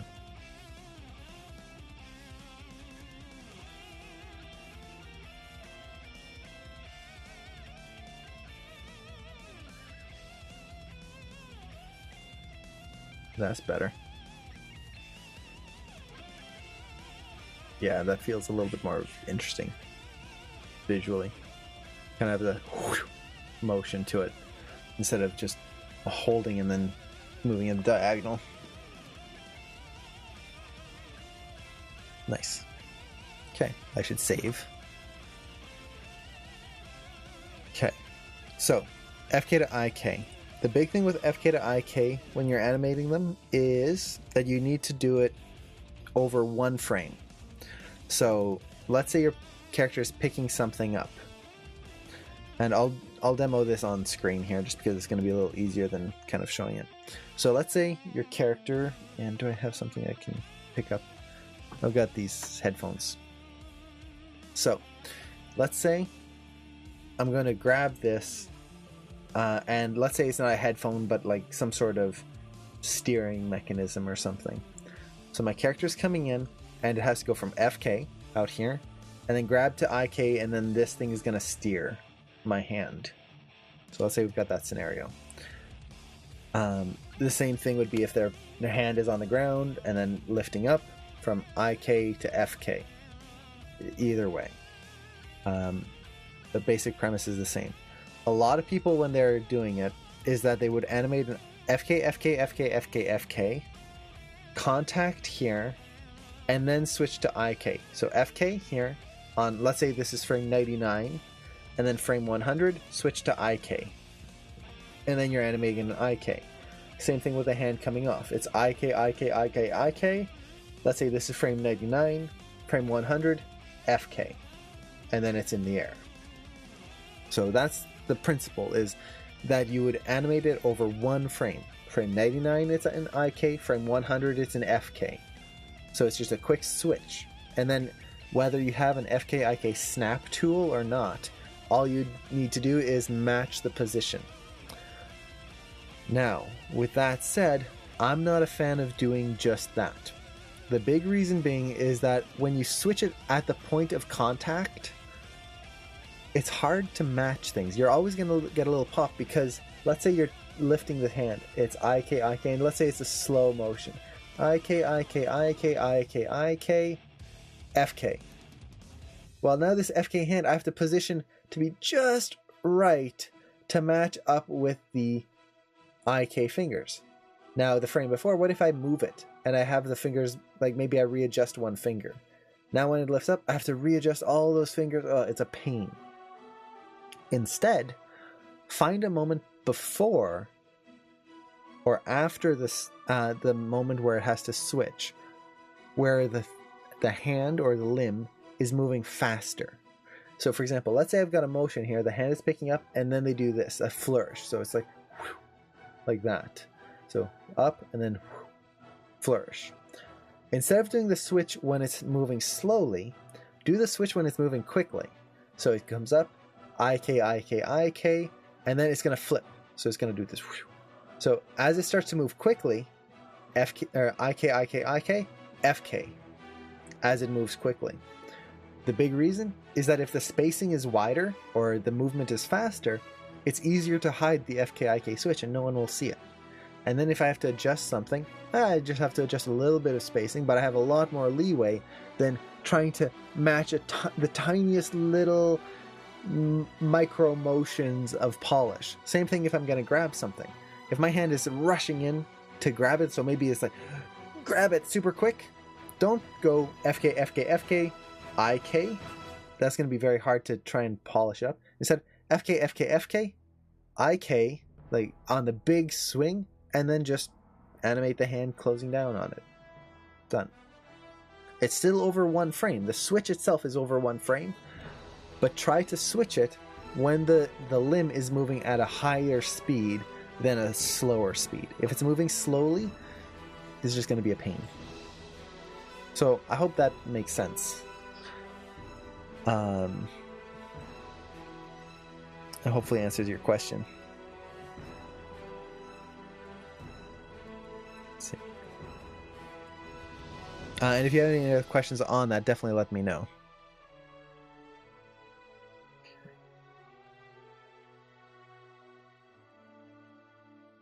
Feels like I need a little bit more of a moving hold at the very end, but that's fine.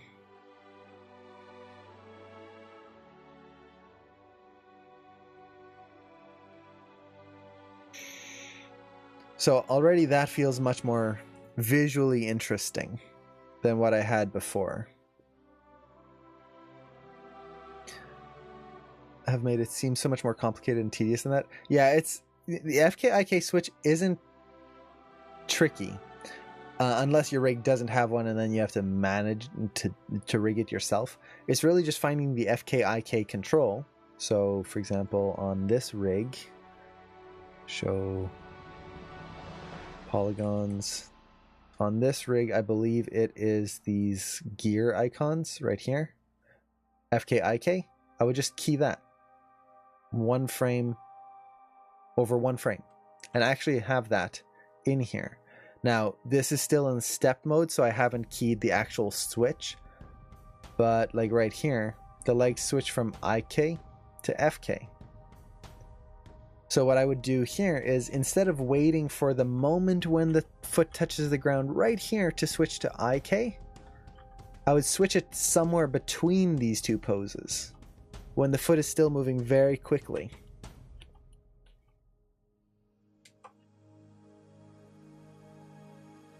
And that would give me the results I need.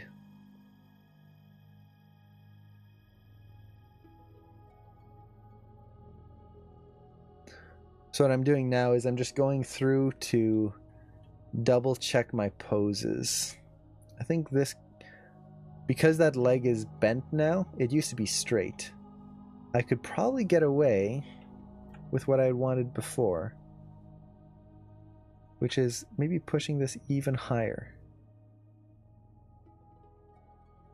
It's always good to exaggerate.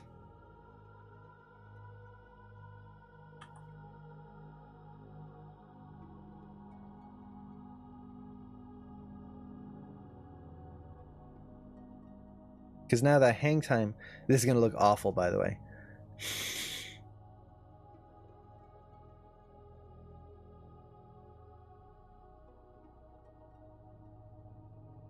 Okay. I love that beginning. Whee! Okay. And this is why you turn off polygons.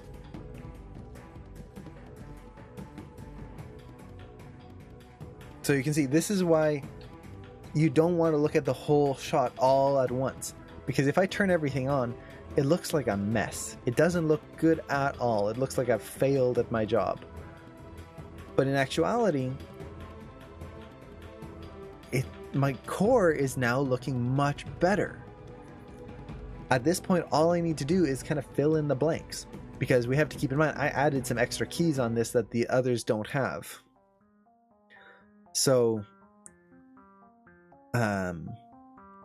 with this, I'm much closer, and I think this is the good point for this.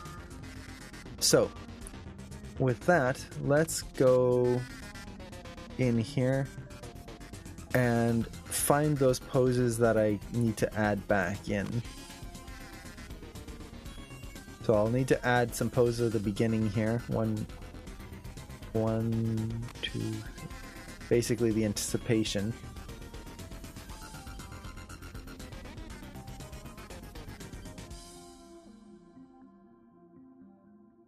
I think this pose here needs to be added in.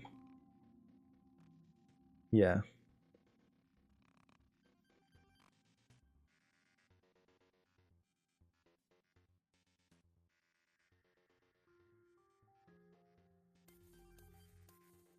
So one there.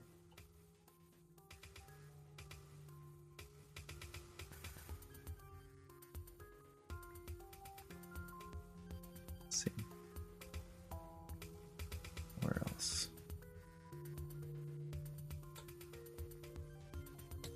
I don't think I added too many keys. Mostly I just shaped the curve, which is not my favorite way of animating. So right there needs one. In general, I needed to add more in-betweens there anyway. Because I've still, even with that new key, I've still got a 8-frame gap right there. So I need another breakdown in there, no matter what.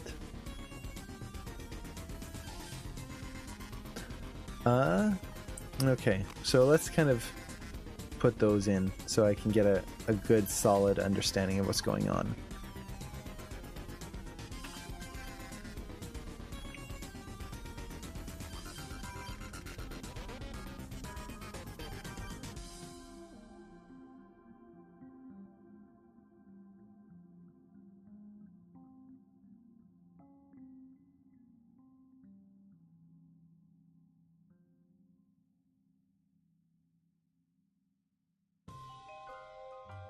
Okay.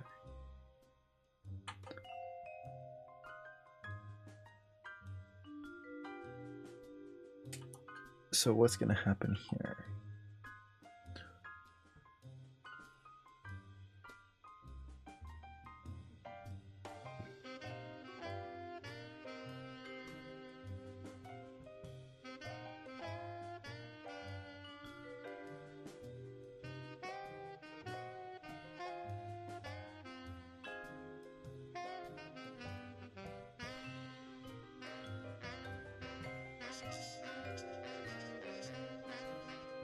Okay.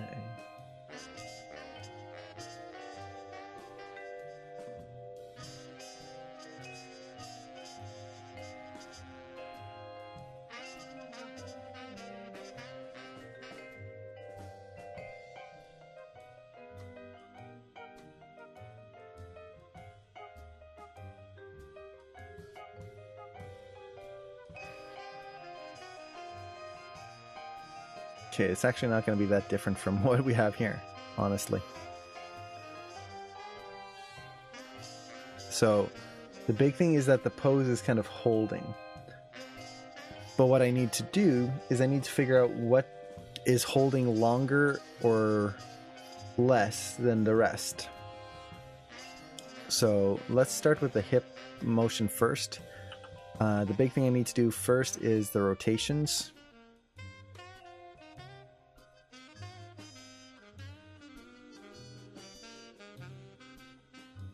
Make sure those are in place, so we don't just have boring motion in the hips. I'm not going to worry about getting it exact.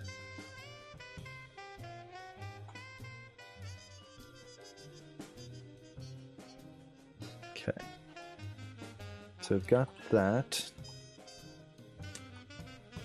Have you seen the Disney research video about tangent space animations? I have not. I've heard people talking about it and it looks really cool, or sounds really cool, I should say. Now actually I'm noticing something here, which is that as she jumps off the ground... Okay, this is actually... This needs to be kind of linear here. Up until this point. Might need to just lower this a little bit.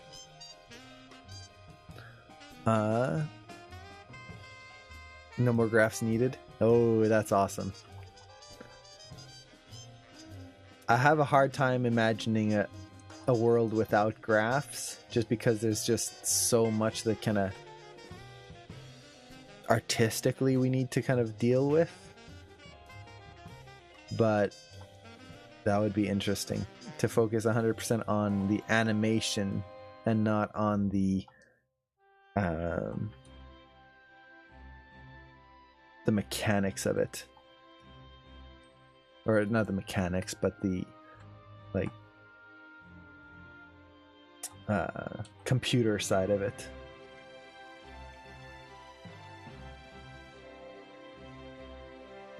Okay, so as I'm looking at this, the main thing I'm trying to figure out is I'm looking at the legs first. Is I want to know which leg should lead the action.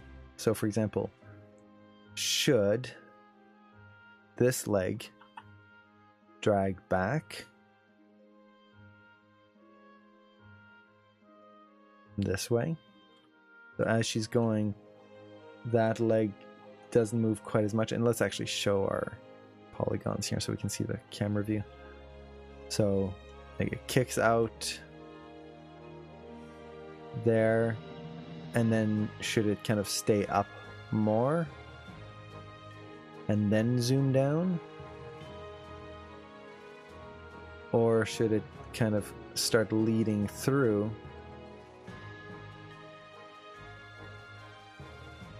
and maybe the other leg is the one that drags?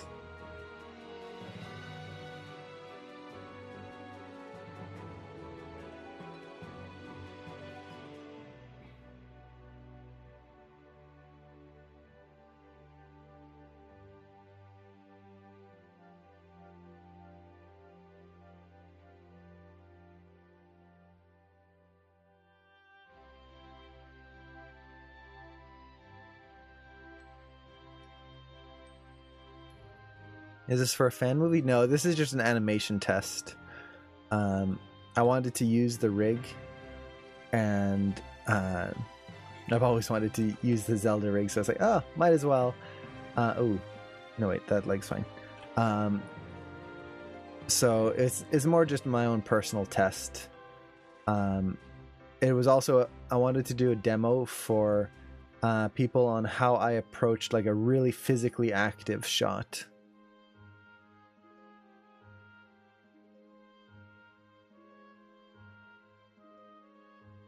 Let's see, this leg needs to come back up this way. I'm trying to look at this from multiple angles to get the angle of the legs right.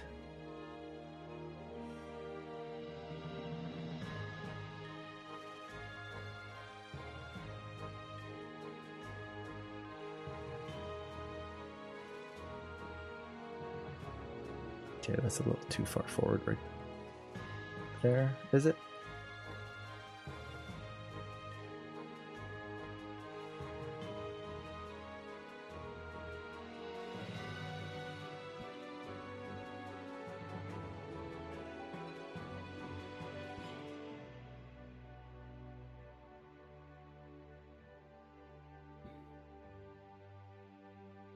Okay.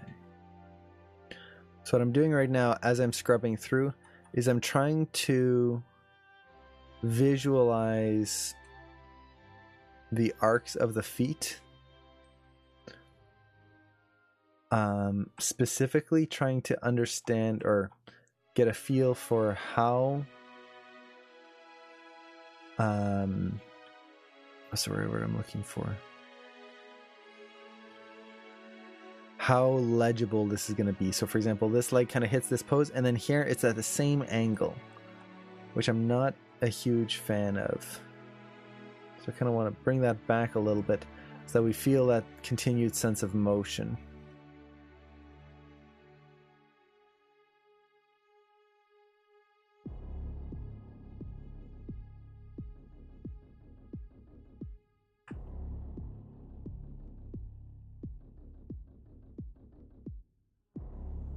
And let's see, I think maybe with this leg, what I can do is start dragging it a little bit.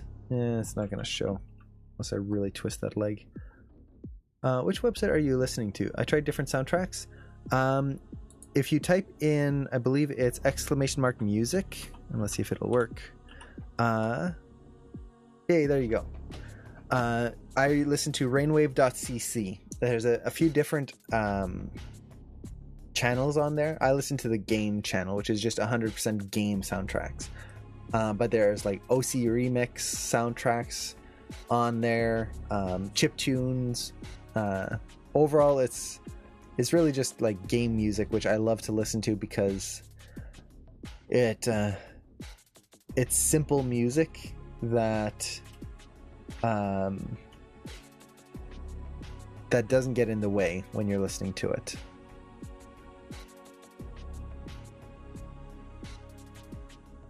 Okay. Oh, take care, Sunflower. So let's take the spine here.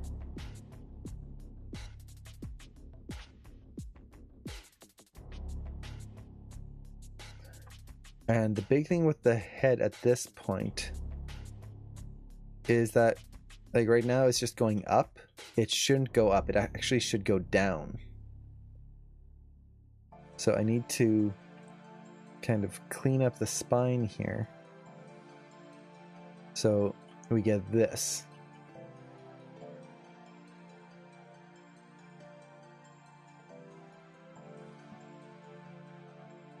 And already that cleans it up a lot. And really the principle behind this is that the legs are moving a lot. There's a lot of motion happening in these legs. And what I need to do is I need to find a way to simplify things. If everything is moving at the same amount and just like this crazy amount of motion in this whole shot, I'm just never going to get something that looks right. It's going to be too busy. So instead, what I need to do is I need to try and find things that the audience can kind of focus on. And in this case, it's the head. If the head stays a little bit more still, it'll give the audience a point to focus on.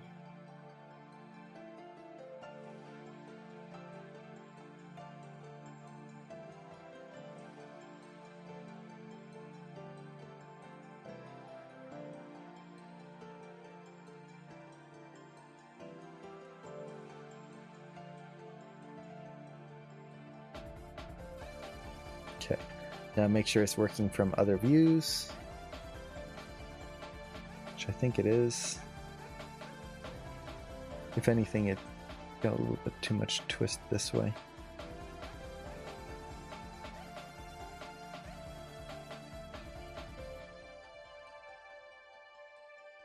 Oh, now this is a little too much. You can see how that head just stays perfectly in place. That's not good either.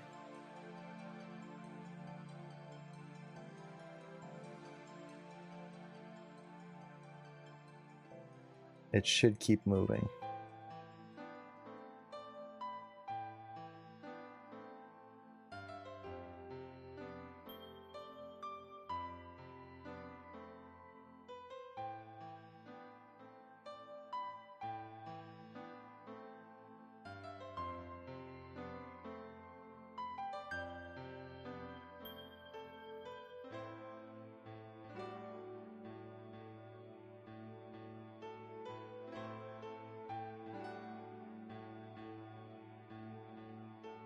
Now as she's coming down, this arm is going to keep going through. That way we keep the silhouette.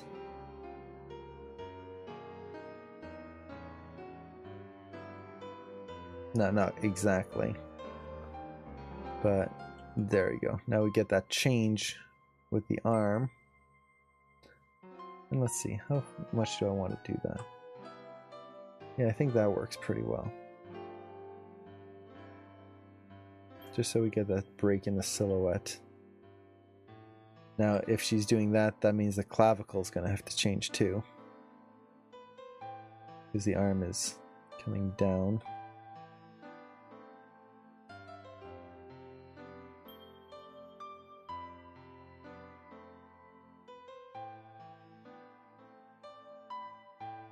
Then the other arm here, I want it to keep moving forward because of the flip, but it's going to be pretty stationary.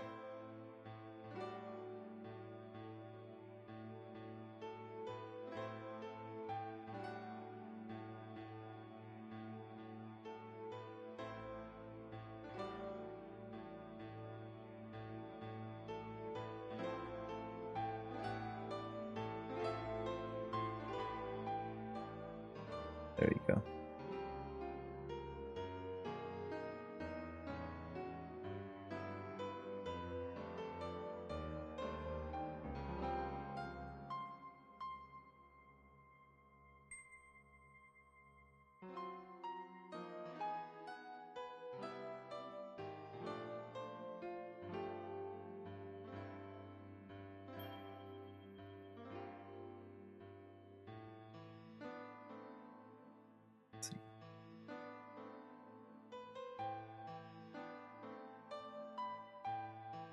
Jump, catch, good.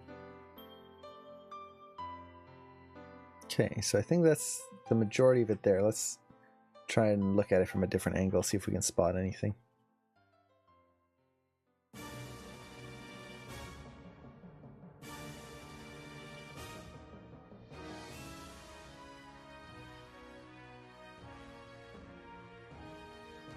It's gonna look so bad.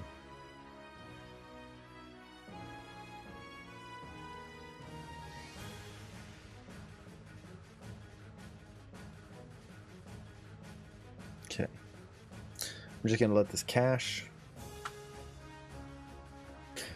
and then we'll see what we've got.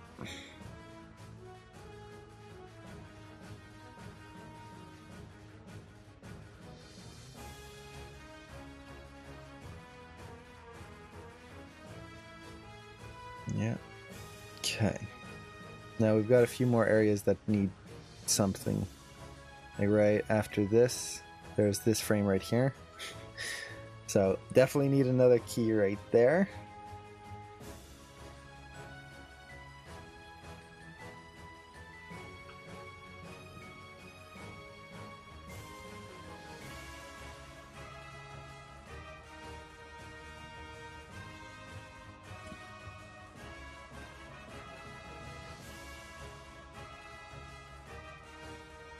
Okay.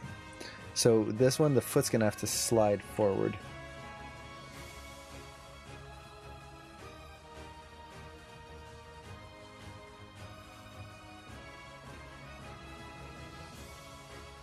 Now, if ever you're in a position like this where it's like the pose is not moving, what I can do is I can just tween it super quick. That way I can get an idea of what needs to be repositioned and then work from there. So for one, this foot needs to be an IK.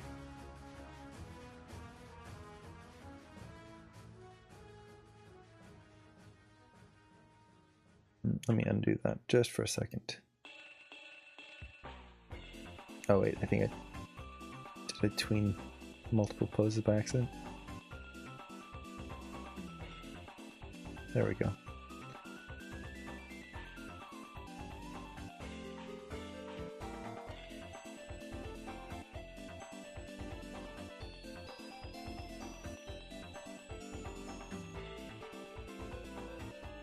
Okay.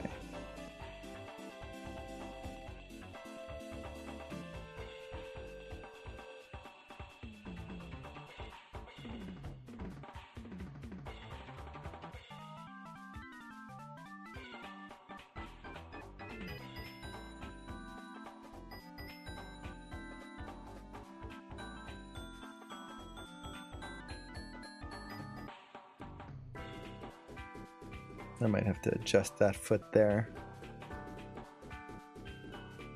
But for now it's fine. Now the other foot, on the other hand, needs to come up. It's actually going to leave the ground.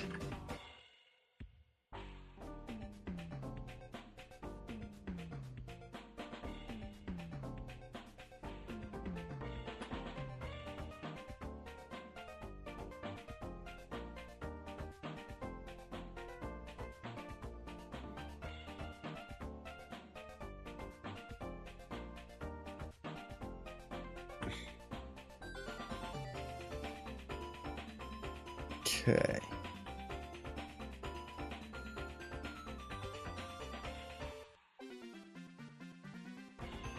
Wrong frame, 63.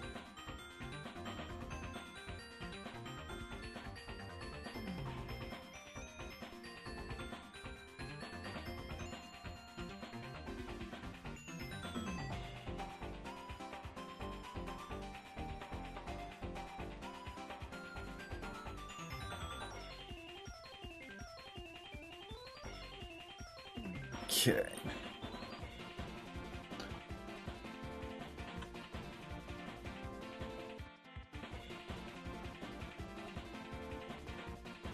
So here, I'm going to really have to try and push the weight here.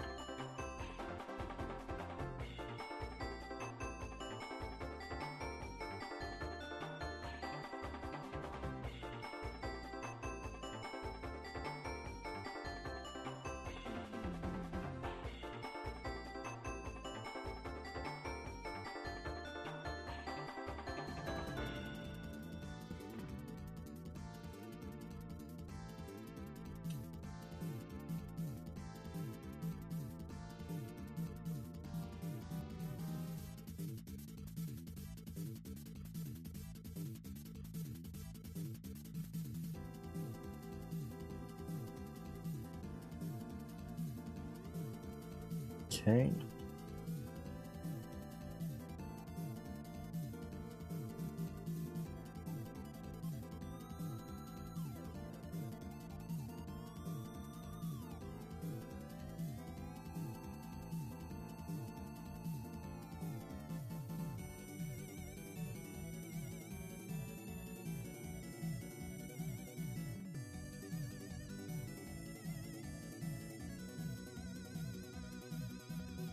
Let's see.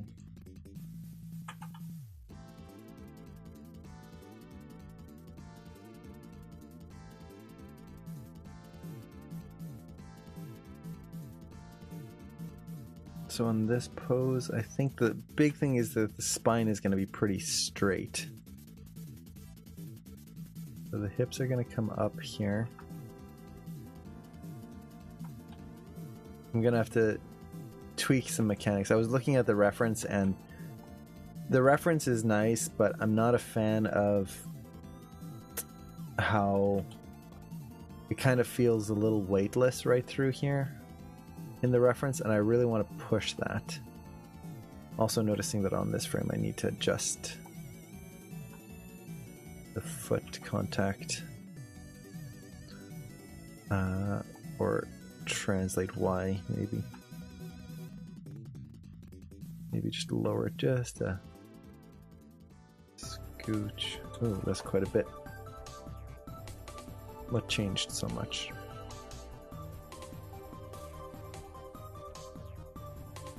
No, that would do it. Let's see if I can just scooch all this back.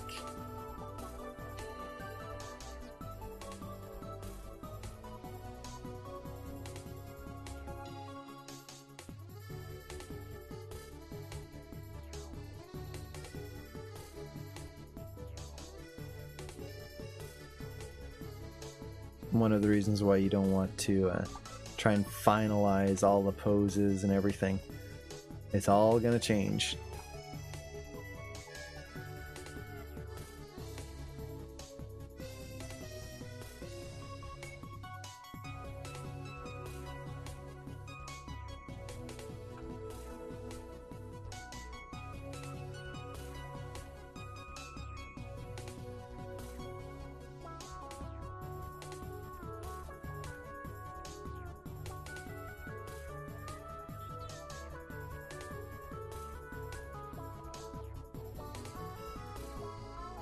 Okay.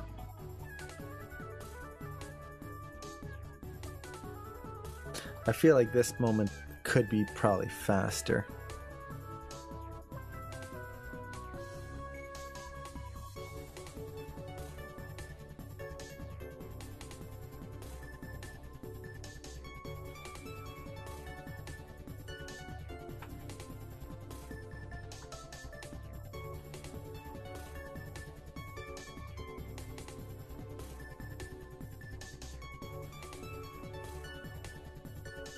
So the hand comes down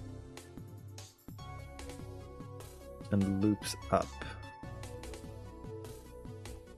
I might just be able to push that a little bit back here.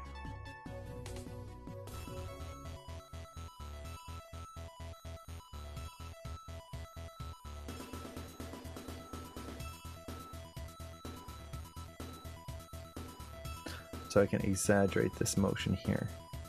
And this is something I was talking about earlier in one of my classes, is to give yourself somewhere to go. So in this case, I want this arm to kind of loop outwards, so we get this nice big kind of exaggerated arc in here. And if I leave the arm at its default, I'm not going to get that. It's going to just be very plain and boring. But if I give myself somewhere to go by pushing the hand over there inwards slightly, I can push that arc.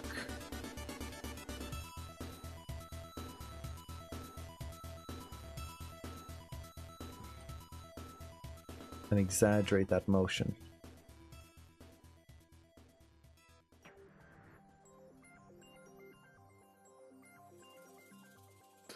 Not a fan of how the hips don't really move here.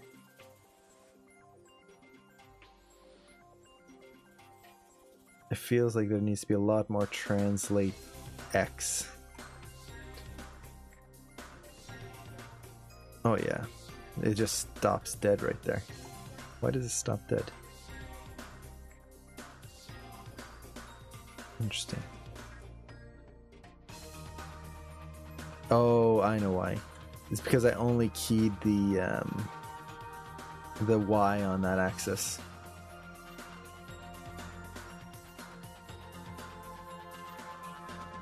That would explain it. No wonder it felt so weird.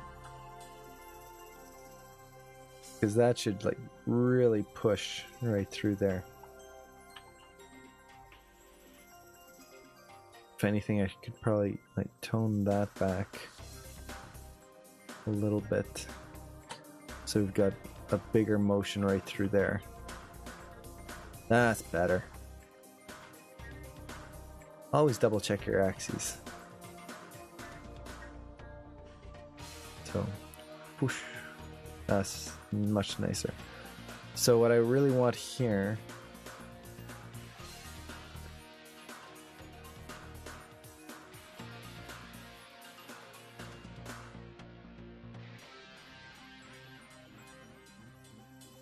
is that the screen left hand right now is kind of coming down, up, up, down. I don't want that. I want it to be simpler than that. So let's kind of tweak things a little bit. So this is going to be up a little bit more. Then I'm going to move it down.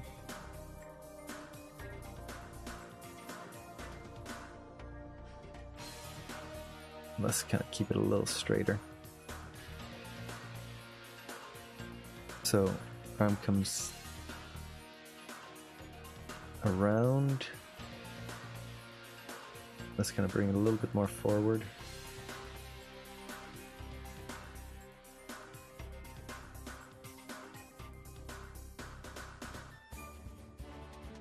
Down slightly.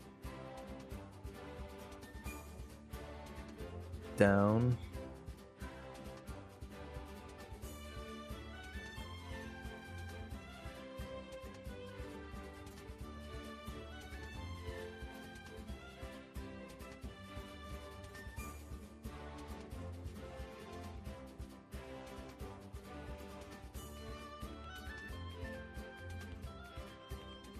Then up right here.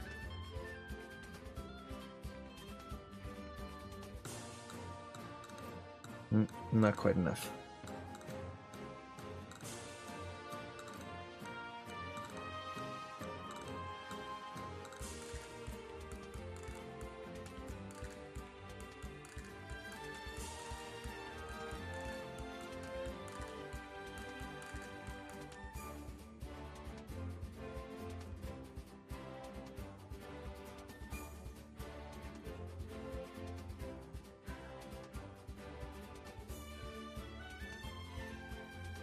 Okay. And let's get that spacing a little bit more interesting too.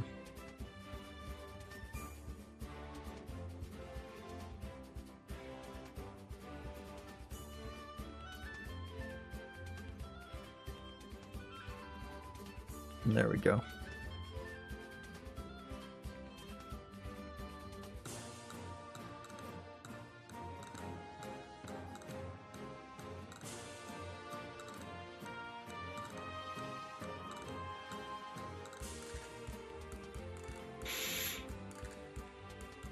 I wonder if I can push the body just a little bit more.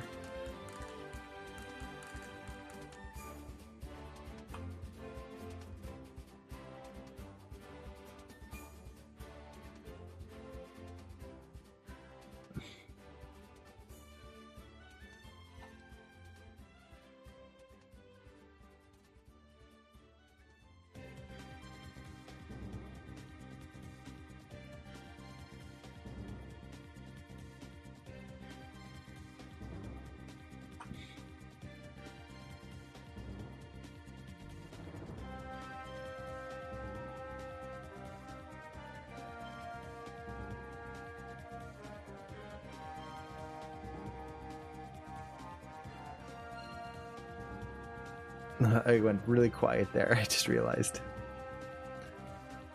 I'm just trying to figure out what rotations I need to kind of put in here.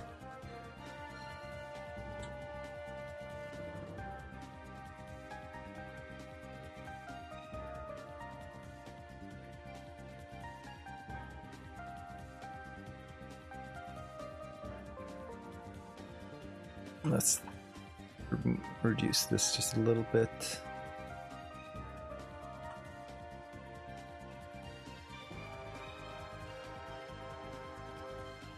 And it's over straightening right there.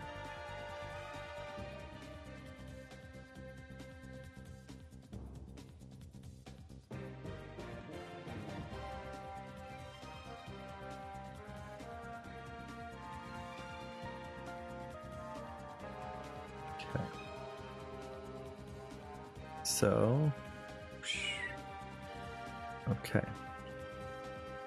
Definitely needs a lot more work there, but I'm not too worried about that right now. I'm a little bit more worried about the arm here.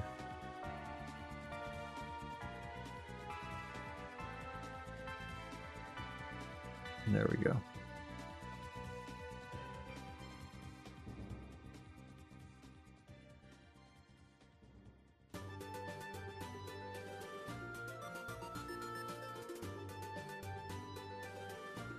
Let's see how this feels. There we go. Okay, what's the next one?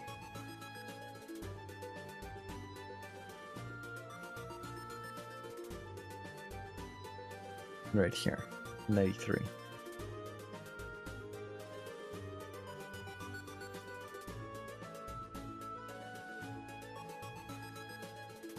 I've got one key.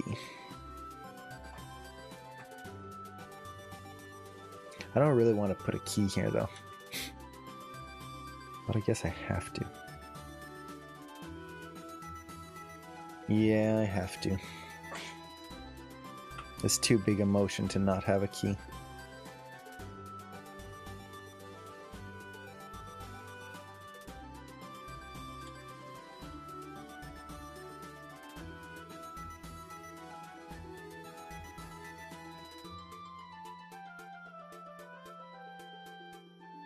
Okay, translate Y.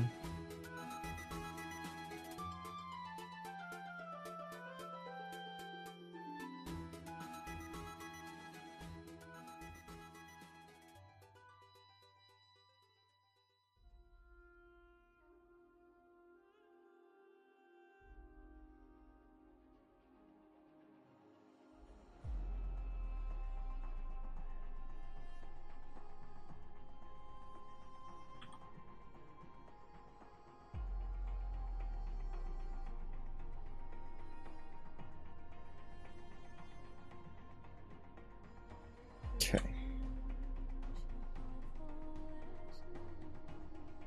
So we've got that.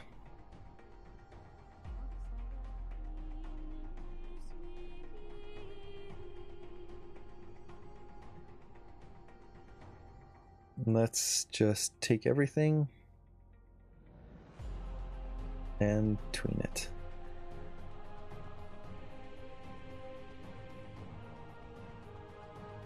And that's actually going to be pretty close to what it needs to be, honestly.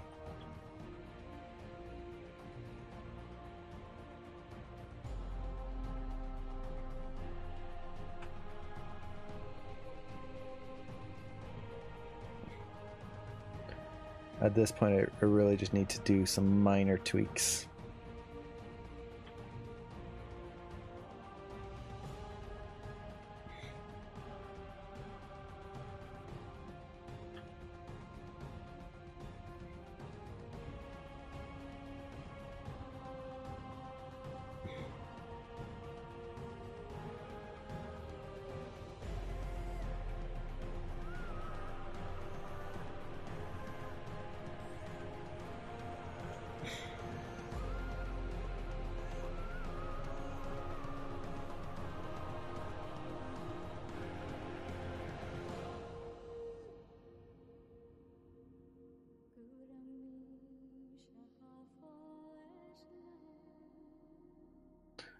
Okay, I've got the hip motion in there.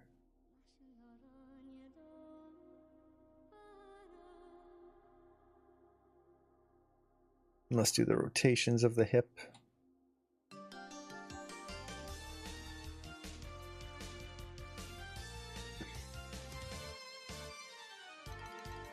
No, this is not right.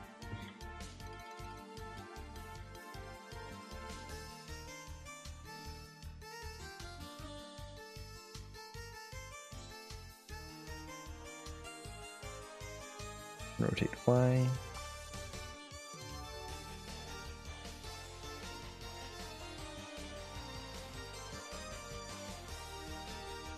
Rotate Z.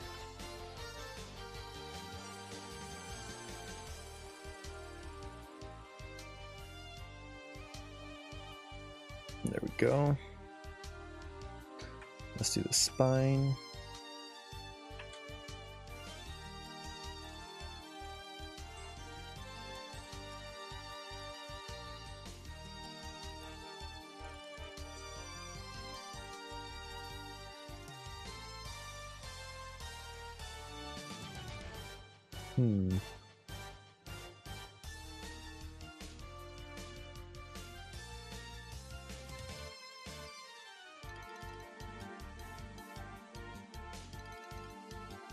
Let's lead with the body.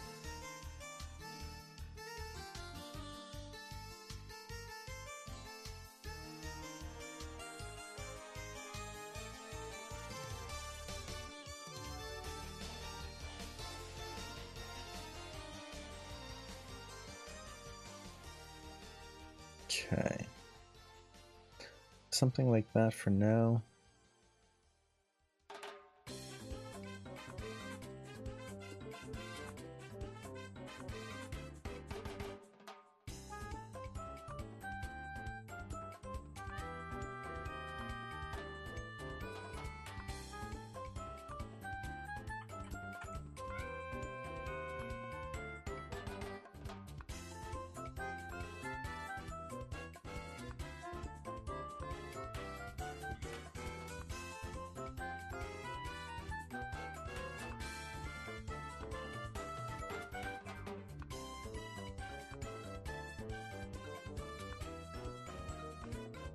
Let's raise this hand up just so it doesn't feel like she's flapping.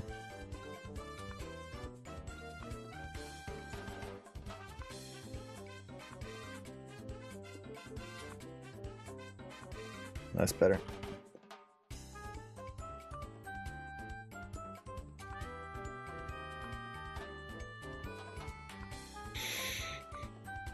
Okay.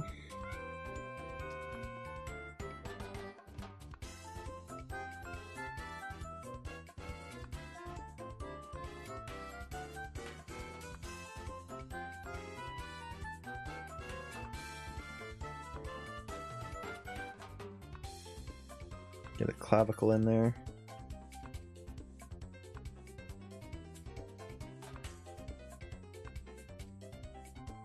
And let's kind of raise this up just a bit so we get a nice clean silhouette.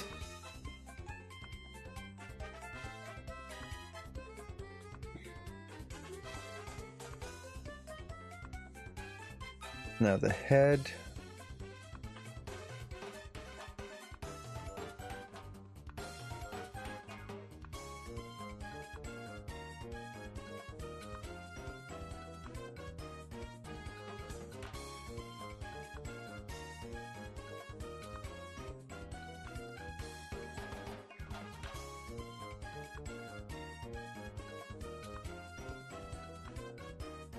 Okay. Now the big one is the staff, which I'll have to try and figure out which way it should be rotating.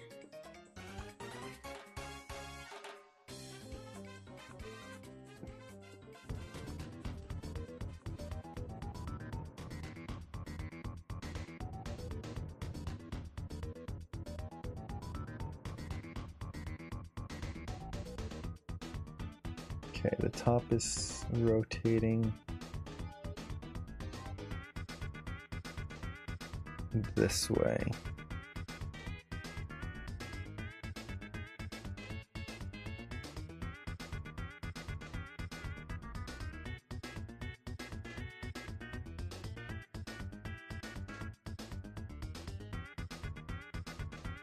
Now this is going to be tricky.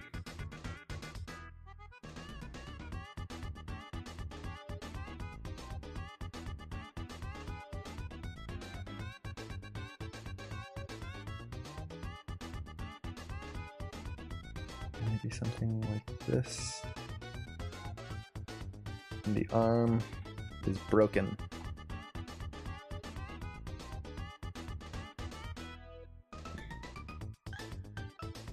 Yeah, there we go.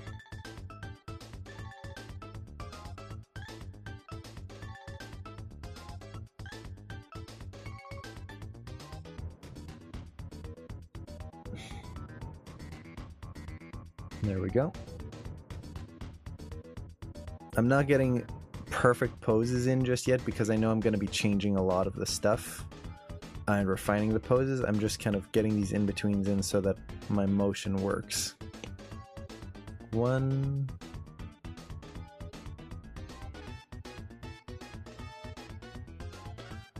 2 right at the end, which I don't really need to worry about too much.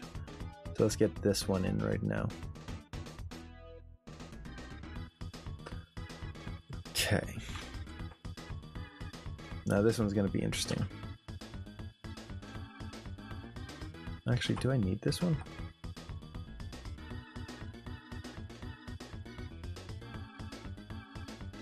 What happened here?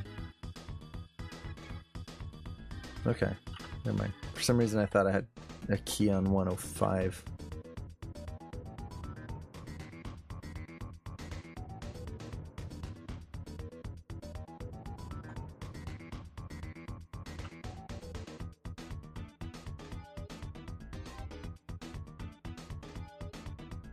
Okay.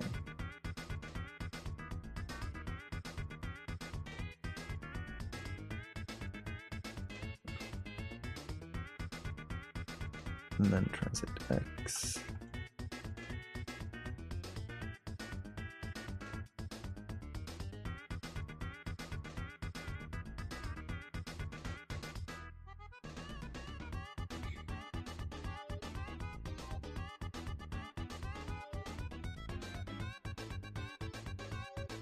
I'm just cleaning up my curves right now just to make sure that the hips are doing what they need.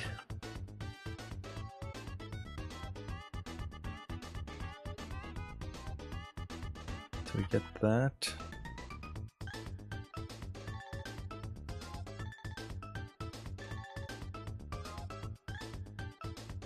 Now that's something I'm not a fan of.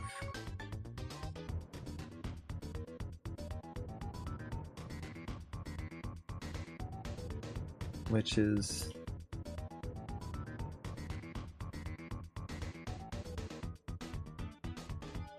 well, actually, let me, before I jump to conclusions here, let me actually key everything else.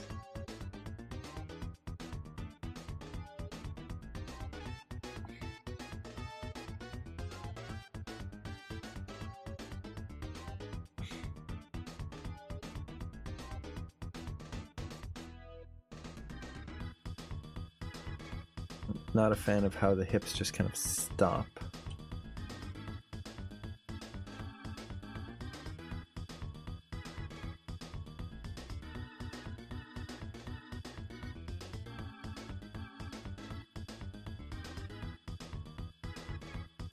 And then pop forward there.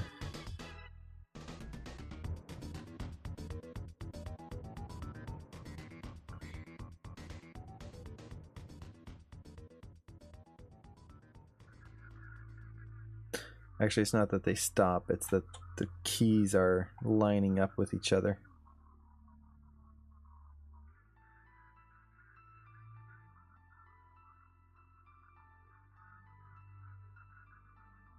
Let's clean that up just a little bit. Keep those hips moving.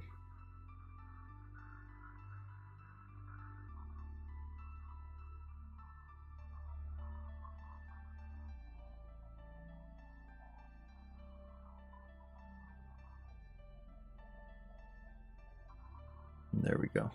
That's better.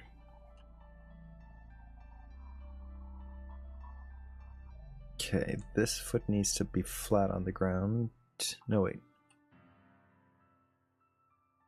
What's going on? Oh, wait, the foot is being overextended. Translate Y.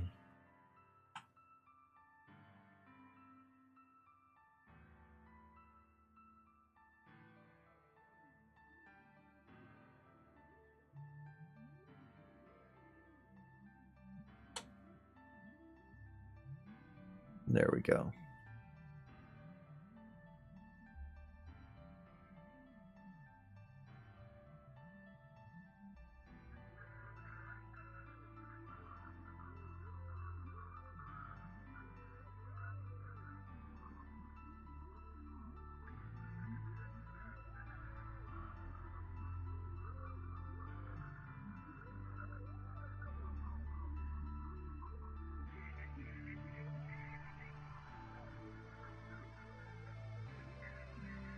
Okay. We've got the feet and the hips pretty much done. Let's get the body in place. And Arstoff, thank you so much for the follow. Or sorry, not the follow. I can read. For the host. That's awesome. Hope you're doing well. And how do you like this rig? It is very cool. I love this rig. It's got a lot of awesome features. Overall, it's just super flexible. I'm trying to do a shot here where it's a lot of extreme motion, and so far it's been handling it fantastically. So yeah, I really love this rig. Plus it's Zelda, so it's like yay. It's so good. Where is the control here? There it is. Yeah, it's really good. I definitely recommend checking out. And I believe if you're interested in this rig, let's see if this is going to be correct here. There you go. Definitely check that out. I saw you were working on it earlier. I didn't have a chance to talk in the stream, but I did jump in for like a few seconds between projects, and the new rig looks really cool. I'm really excited for it.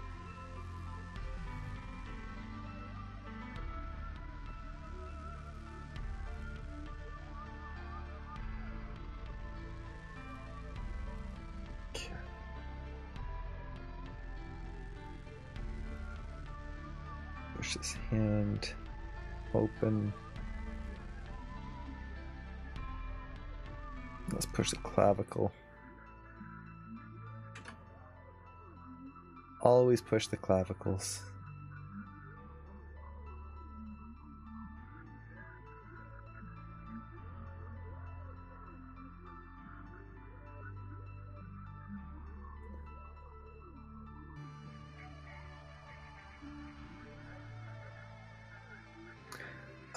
Let's see.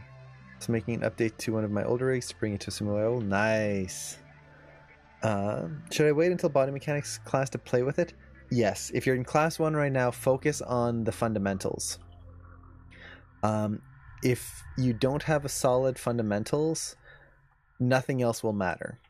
The biggest thing that what's the word I'm looking for? The biggest thing that you can do to help your animation career is to make sure that you have a good understanding of the fundamentals of animation. If you don't, you're going to be fighting with things for the rest of your career. And a good example of this is, for example, I'm doing this very complex shot right here. But you'll notice I have a red ball in the center of the body. The reason for this is that I made sure I animated the shot, but then I went back to the bouncing ball principle, and I just animated the character as if they were a ball. And I just tried to make this appealing, which is your basic bouncing ball, timing, spacing, all your overlap, overshoot, everything you learn in class 1, I just put into making this ball look appealing and have good, like, make it feel good. And then when I bring back everything else, so I kind of animated everything, went back to the ball, and then went back to everything again. And now I know that the core of the character is going to feel good. The ball felt good, so this is going to feel good. Now, my next goal is not to try and figure it out and fight all of this complexity, because I know that I've already got something that feels good. Now my goal is simply to make the rest work with it, which is much easier to deal with than trying to what's the word I'm looking for? trying to figure out everything all at once, and not having an idea of like, is it even gonna work? I'm doing all of this this animation to hopefully make it feel good, but if it doesn't, then I've just wasted time. And this elbow is not right. She's reaching. Sorry, just trying to feel it out here. So yeah, that elbow is in the wrong spot. Always feel out your poses. The elbow should be like that. It's pointing outwards.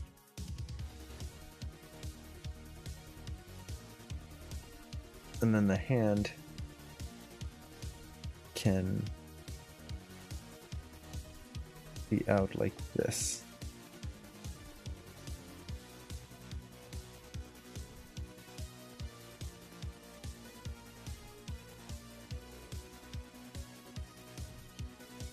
Let's bring the arm just back a little bit more.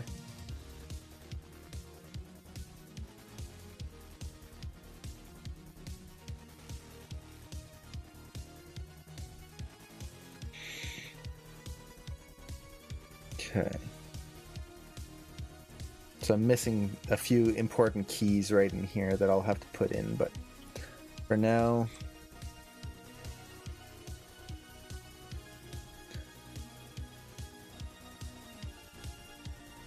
let's just get this in place. Those eyes are... I don't really need to worry about the eyes, but there we go. Oh, interesting.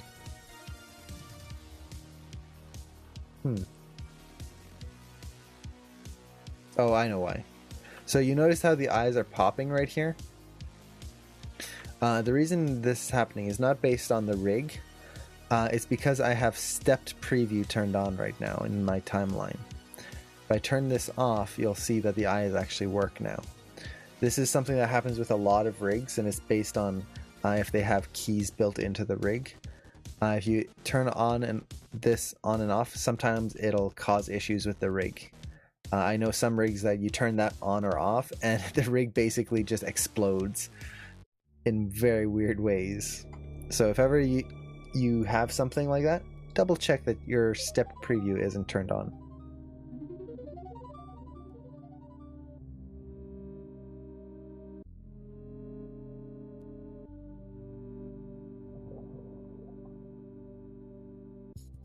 Okay, now this arm, let's kind of drag back a little bit.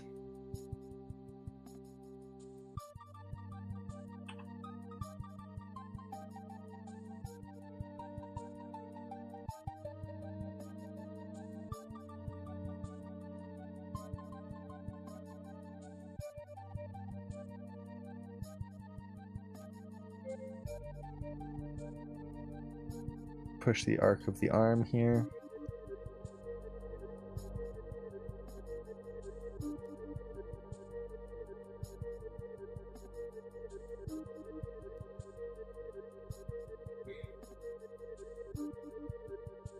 So I'm just trying to push the spacing of the arm here in the overlap.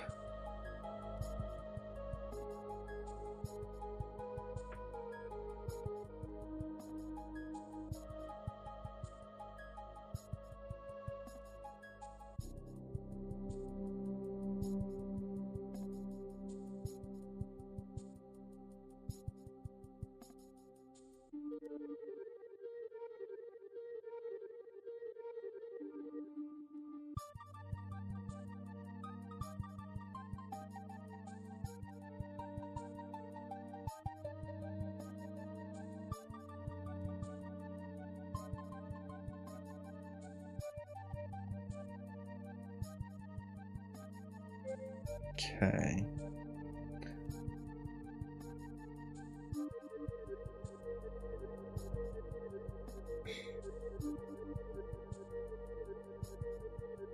Rotate Z, I believe, is the one I'm looking for. Yeah.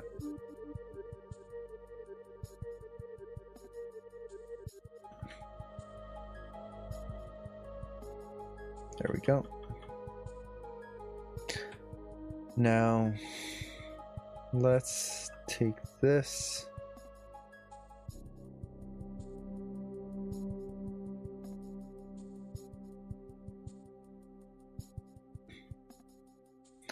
And I'm just going to tweak the rotation here so we can actually see what's going on.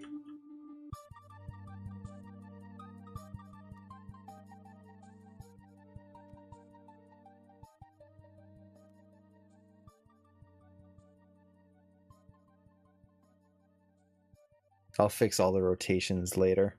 And for the rotations, I'm probably going to use something like this to get the rotations cleaner, and so I don't have to animate every single perfect rotation. But we'll see. I just need to kind of position that like that. But that's going to be later. A later issue or not issue, but that's going to be for later me. Future me.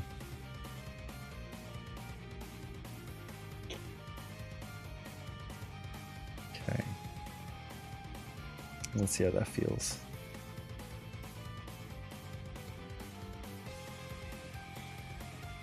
That beginning needs to have some keys in it.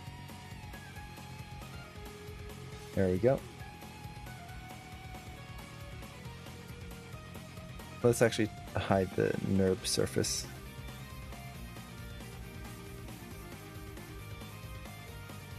So overall, I think it's working pretty well. It needs a lot more keys, especially in certain areas.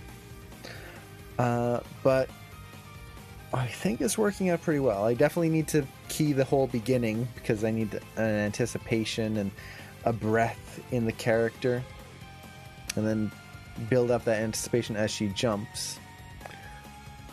But I think that's working pretty well.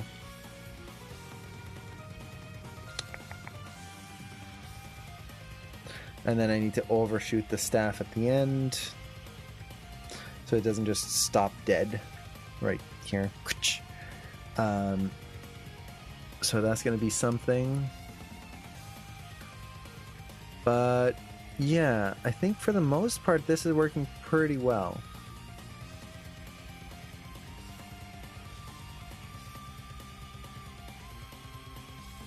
The main thing is that the hips are now working.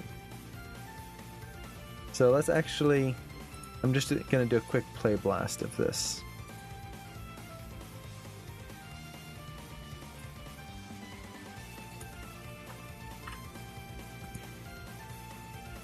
And I want to compare what we had before. Now there's going to be a lot of things not working with this because, like I said, I'm missing a lot of keys. But we've got the core, and that's the big thing. As long as I know that my core is there, the rest is really just a matter of keep working at it. So this is what we had, I think, the last time I worked on it. And this was without retiming. So you can see there's no beginning. It just kind of goes right into the jump. And the jump itself is okay, but it's kind of, for lack of a better term, linear. In the sense that there's no moment where the character really holds or kind of, there's no variety in the timing. It's just kind of one thing, one thing, one thing, one thing, one thing, one thing, one thing, instead of fast, slow, and then fast again. I like to think of this, like I said earlier, like a roller coaster. A roller coaster isn't the same speed all the time.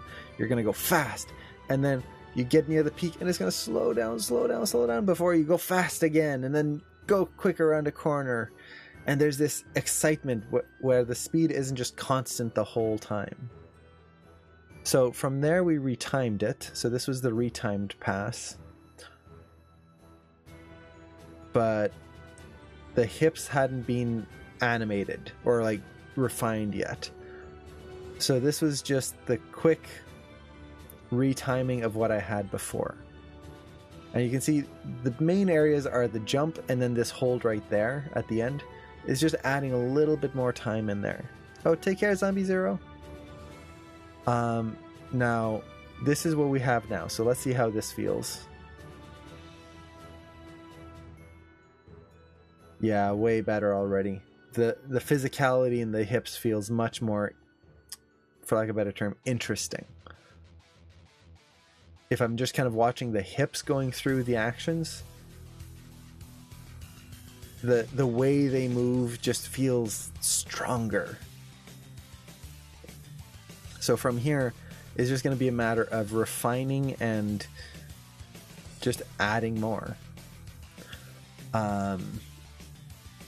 I could technically go straight into splines with everything I have here, but because the motions are so complex, I definitely want to add more keys before going into splines.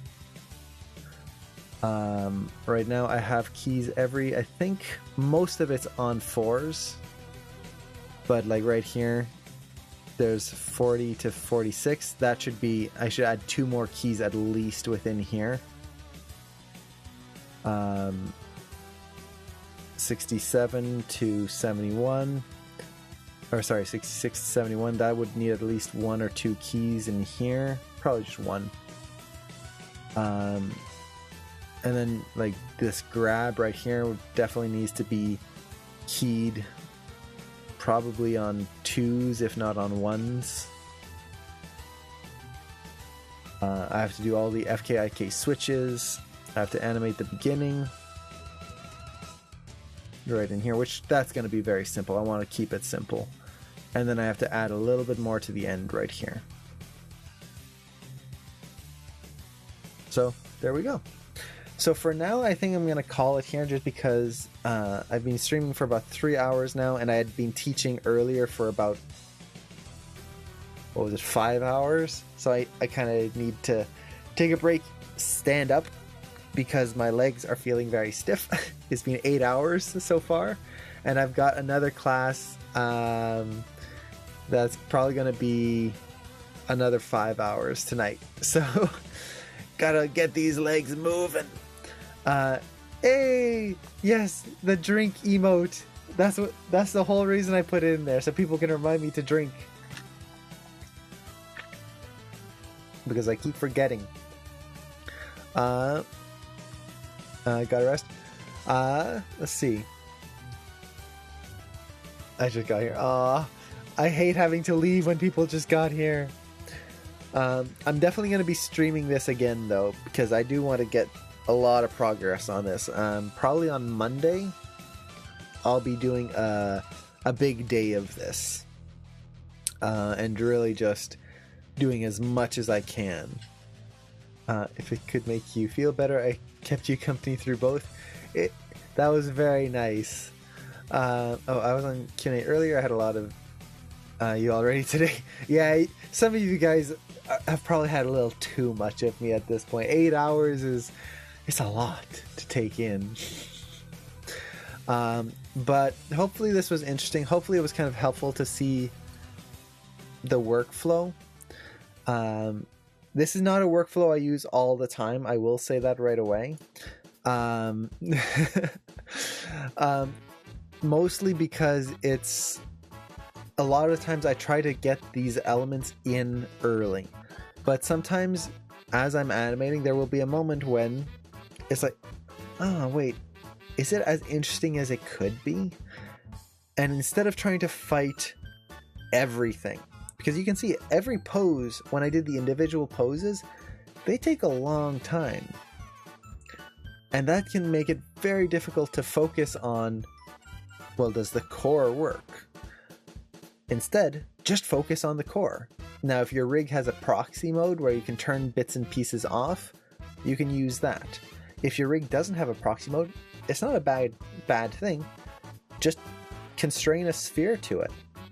And then what I did was I constrained a NURB sphere so I can turn off the polygons, and then I just watch what it does.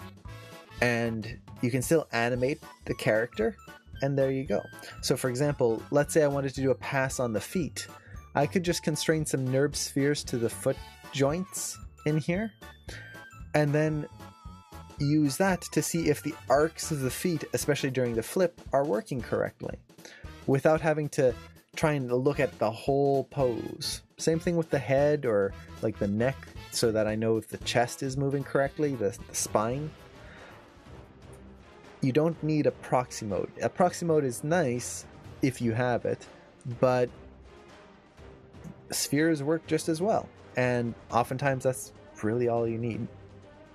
So with that, thank you everyone for watching and hanging out.